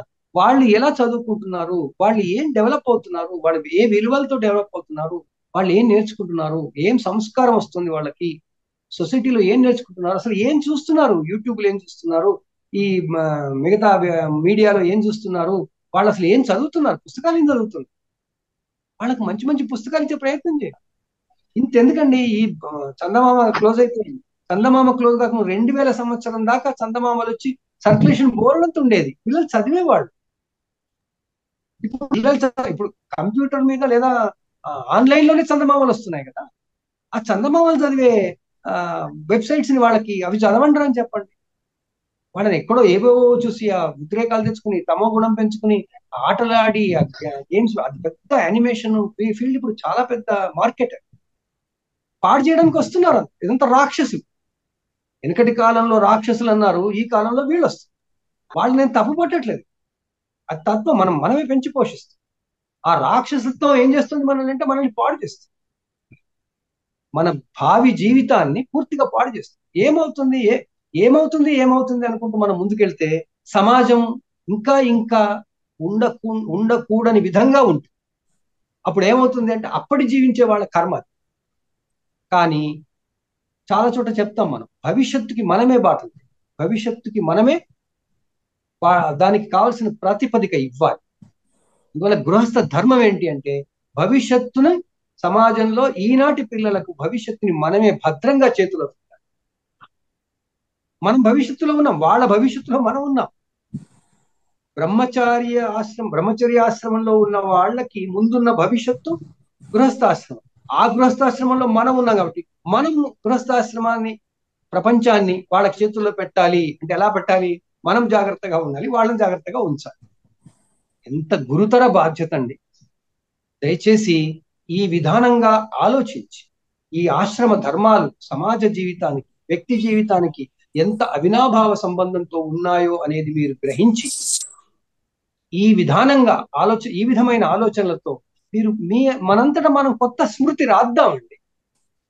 మనుస్మృతి, పరాశర స్మృతి అన్ని స్మృతిని బట్టి మనం కొత్త స్మృతి రాద్దాం. అది ఈ కాలానికి పనికొచ్చే విధంగా చేద్దాం. కనీసం ఒక్కొక్కటిగా తీసుకుంటూ వద్దాం. ఆ విధంగా మనం చేయడానికి ప్రయత్నం చేద్దాం. ఈ రోజు ఇక్కడ నేను ముగిస్తాను. ఇంకా కొంచెం టైం ఉంది మనకి. వీలైతే మనం ఏమైనా ప్రతిస్పందన ఉంటే తీసుకుందాం, లేనట్టయితే ఇదే విధానంతో గృహస్థాశ్రమ ధర్మాలకు సంబంధించి, గృహస్థాశ్రమం నుంచి వానప్రస్థానికి వెళ్ళడం గురించి వచ్చే వారం మళ్ళీ చెప్పుకుందాం. దయచేసి మీరు స్వయంగా ప్రతి ఒక్కరూ ఆలోచించండి. ఎంతసేపటికి ఈ గృహస్థ ధర్మాలు అంటే ఏంటి, పొద్దున్నే లేవాలి, తర్వాత ఏదో చేయాలి, సంధ్యావందనం చేయాలి. సంధ్యావందనం అందరికీ లేదు కదండి, అన్ని వర్ణాల వారికి లేదు కదా. సంధ్యావందనం ఎవరు చేయాలి అంటే ఆ నాలెడ్జ్ అక్విజిషన్ చేసుకునేవాడు, వాడి బాడీని ప్రిపేర్ చేయాలి, అందుకోసం సంధ్యావందనం. మరి మిగతా వాళ్ళు ఏం చేయాలి? సూర్యుడికి ఎదురుగుండా వెళ్ళాలి, నమస్కారం చేయాలి, విటమిన్ డి కోసం చేయాలి. అదే సంధ్యావందనం వాళ్ళు. ఇంకా వాళ్ళు వేరే జాబ్లో వెళ్ళిపోతారు, వేరే వేరే సర్వీసెస్ వాళ్ళ వేరే. కాబట్టి ఆ విధంగా మనం కావలసిన విధంగా మన ధర్మాలని మలుచుకొని, ఈనాటికి అవసరమైన విధంగా మలుచుకొని మనం కొత్త ధర్మశాస్త్రాన్ని నిర్మించుకోవాలి. ఇది సనాతన ధర్మం. ఇట్లా నిర్మించుకోవడమే ధర్మాన్ని రక్షించడం అంటే. అప్పుడే ధర్మాన్ని రక్షిస్తే ధర్మం మనల్ని రక్షిస్తుంది. ధర్మాన్ని రక్షించడం అంటే ఈయన ప్రాచీన కాలంలో ఋషులు చెప్పిన వాళ్ళ సమాజానికి సమయంలో వాళ్ళు ధర్మం కోసం చెప్పినటువంటి ధర్మాలని మనం ఈనాటి కాలానికి ధర్మశాస్త్రాలుగా మార్చితే ధర్మాన్ని రక్షించిన వాళ్ళం అవుతాం. లేకపోతే దాన్ని రక్షించిన వాళ్ళం కాలేం. ఎందుకంటే ఆ సమాజంలో అప్పుడు చెప్పిన ధర్మశాస్త్ర సూత్రాలు నేను ఇప్పుడు పాటిస్తాను, కూర్చుంటాను, మడిగట్టుకుంటానంటే ఎక్కడ అవుతుంది? అవదు కదా. ఇంపాసిబుల్. సమాజం మారిపోయింది, సామాజిక విధానం మారిపోయింది, జీవన విధానం మారిపోయింది. కొత్త ధర్మసూత్రాలు తయారు చేయాలి. కొత్త ధర్మసూత్రాలు ఎలా చేస్తాం? పాత వాటి ఆధారంగా చేయాలి. ఎందుకు? పాత వాటికి ఈ కొత్త వాటికైనా కావాల్సిన బేస్ ఏంటంటే ఆరోగ్యము, వ్యక్తిగతంగా జీవుడి వ్యక్తిగతంగా మనుషులకి ఆనందము, ఆరోగ్యము, ఐశ్వర్యము, ముక్తి, మోక్షం. ఇవన్నీ బేసిక్ ప్రిన్సిపల్స్ అండి. ఇవి ఏ కాలం నాడనే ధర్మం ఇవే, ధర్మ నియమాలు ఇవే. ఏంటి? విజ్ఞానం పొందాలి, ప్రకృతి నుంచి విజ్ఞానం పొందాలి, ఈ విజ్ఞానాన్ని వాడుకోవాలి. వాడుకోవడం ఎందుకు అంటే నేను ఆరోగ్యంగా ఉండాలి, ఆనందంగా ఉండాలి. ఆ ఆరోగ్యం, ఆనందం నేనే కాదు, నాతో పాటు అందరూ ఉండాలి. అందరూ ఉండాలన్న దగ్గరే సమస్య. మనం ఎక్కడికి వచ్చామంటే నేనే ఉండాలి, నాకే ఉండాలన్న దగ్గరకు వచ్చాం. ఆ నాకే ఉండాలన్న దాని మీద పడాల్సిన పని లేదు. అందరికీ ఉంటే ఆటోమేటిక్గా మనకు ఉంటుంది. ఇవన్నీ వినడానికి చాలా బాగుంటాయి, కానీ ఆచరించడానికి వచ్చేవరకు చేయలేకపోతే. ఆచరించడానికి చేయగలిగే వాతావరణాన్ని సృష్టించాలి. అందరం అలా అనుకుంటే అయిపోతుంది. ఇప్పుడు ఎన్ని పనులు కావట్లేదండి, అందరం అనుకుని చేస్తే ఎన్ని ధర్మకార్యాలు కావట్లేదు. ధర్మకార్యాలు అనగానే ఒక అనాథ వాళ్ళ సంస్థలు క్రియేట్ చేయడం, అన్ని డొనేషన్స్ తీసుకుని వాళ్ళకి సర్వీస్ చేయడం, ఇదంతా ప్రాక్టికల్ గా చేస్తున్నాం, అది వేరే. కానీ సంఘం మొత్తం, సంఘ జీవన విధానం అంతా మారదు. ఒక చిన్న కథ చెప్పి నేను ముగిస్తానండి. ఈయన ధర్మరాజును దుర్యోధనుడు ఇద్దరికి, ఈయన కృష్ణుడు బంధువే కాబట్టి ఇద్దరు ఒకసారి ఉన్నప్పుడు ధర్మరాజు ఆయన దుర్యోధనుడు కృష్ణుడితో ఏకాంతంగా ఉన్నప్పుడు బావా ఏంటి, ప్రపంచం అంతా చెడ్డవాళ్లే కదా, అంతా ఎవడు మంచోడు కాదు కదా. అది కాదు, నేను ఉల్టా చెప్తాను. శ్రీకృష్ణుడు దుర్యోధనుడికి ఏం చెప్తాడంటే, ఈ ప్రపంచంలో మంచి వాళ్ళు ఎవరైనా ఉన్నారా చూసి తీసుకురా, నాకు పట్టుకురా అంట. ఈ దుర్యోధనుడు మొత్తం ప్రపంచం అంతా తిరిగి వాడికి ప్రతి వాడిలోనూ ఏదో ఒక చెడు కనపడింది. సో చెడ్డవాళ్లే అనుకొని అసలు మంచి వాళ్ళు లేరు బావగారని వచ్చేసాడు. ధర్మరాజుకేమో నువ్వు చెడ్డవాళ్ళని, అది మంచి వాళ్ళని పట్టుకురా అని పంపిస్తావు, చెడ్డవాళ్ళని పట్టుకురా అని పంపిస్తావు. వీళ్ళనేమో మంచివాళ్ళని, వీళ్ళనేమో చెడ్డవాళ్ళు. సో ధర్మరాజు అంటే అక్కడ ఇద్దరు, ఓ ధర్మరాజు, ఓ దుర్యోధనుడు, ఓ కృష్ణుడు ఉండి కాదండి. ఇది ఒక స్పిరిట్. ప్రపంచంలో మంచిని చూసేవాడికి చెడు కనపడదు, చెడును చూసేవాడికి మంచి కనపడదు. ఇది నియమం, ఇది మోరల్, నీతి. ఈ నీతి ఆధారంగా మొత్తం సంఘ నియమాలు సిద్ధం చేశారు ఋషులు. ఏ బయాస్ రాకుండా ఇలా ప్రవర్తిస్తే నీకు మంచికి మంచి, చెడుకు చెడు రెండూ కనపడతాయి. ఆ ప్రిన్సిపుల్ తో మనకి ధర్మశాస్త్ర సూత్రాలు ఇచ్చారు. అందువల్ల ఆ సూత్రాలన్నింటినీ ఇప్పుడు మనం ఏమిటి అని అక్షరం అక్షరం చూడాల్సిన పని లేదండి. ఎందుకంటే అది అప్పటి జీవితానికి ఇచ్చింది. అప్పుడు ఏం చేశారు? అరణ్యంలోకి నువ్వు వెళుతున్నట్టయితే గృహస్థాశ్రమంలో వాడు వస్తుంది. ఇంట్లో అందరికీ చెప్పు, నువ్వు ఈ డ్రెస్ వేసుకో, ఈ ఈ ఈ విధంగా వెళ్ళు, ఏదో ఇలాంటి సూత్రం చెప్పు. ఇప్పుడు అరణ్యము లేదు, వాడు వెళ్ళేది లేదు. మరి మనం ఇప్పుడు ఏం చేయాలి? ఇప్పటి కాలానికి తగ్గట్టుగా దాన్ని మార్చుకో. ఇలా ప్రతిదానికి కొత్త విధానంలో ఆలోచిస్తూ, కొత్త కోణంలో ప్రాచీన ధర్మశాస్త్ర నియమాలన్నీ ముందు పెట్టుకుంటే ఈ సమాజం పూర్తి సంక్షేమ రాజ్యం, సంక్షేమ సమాజం. అందరం హాయిగా ఉంటాం. ఎవ్వరికి ఏ సమస్య ఉండదు. బాధ అయితే పక్కవాడు వస్తాడు. చూడండి, మన కళ్ళ ముందే, మన తరంలోనే, అంటే మా తరం అంటే ఈ 60-70 ఏళ్ళ వాళ్ళు చెప్తున్నాం, మన తరంలోనే పక్కింటి వాళ్ళు ఏమన్నా అయితే నాకేంటి అన్న దగ్గరికి వచ్చాం. ఇది ఇంతకుముందు లేదు. ఎందుకు లేదు? కొంచెం కొంచెంగా ఈ ఆశ్రమ ధర్మాలు పాటించాం. ఇప్పుడు ఆశ్రమ ధర్మాలు పాటించడంలో అవి పాతబడ్డవి, అవి ఇప్పుడు అవసరం లేదు అని పక్కన పెట్టేస్తున్నాం. కాబట్టి మనం ఆటవిక ధర్మానికి వస్తాం. ఆశ్రమ ధర్మాల నుంచి ఆటవిక ధర్మాలకు వస్తాం. ఇది ధర్మమే. ఆటవిక ధర్మంలో స్వార్థం పెరిగి, ఈ స్వార్థాన్ని తగ్గించాల్సిన అవసరం వస్తుంది. స్వార్థాన్ని తగ్గించి మనం ఆటవిక ధర్మం నుంచి ఆశ్రమ ధర్మాలకు వచ్చి అవన్నీ నేర్చుకుని సమాజానికి ఎంతో కొంత మంచి చేసే ప్రయత్నం చేద్దాం.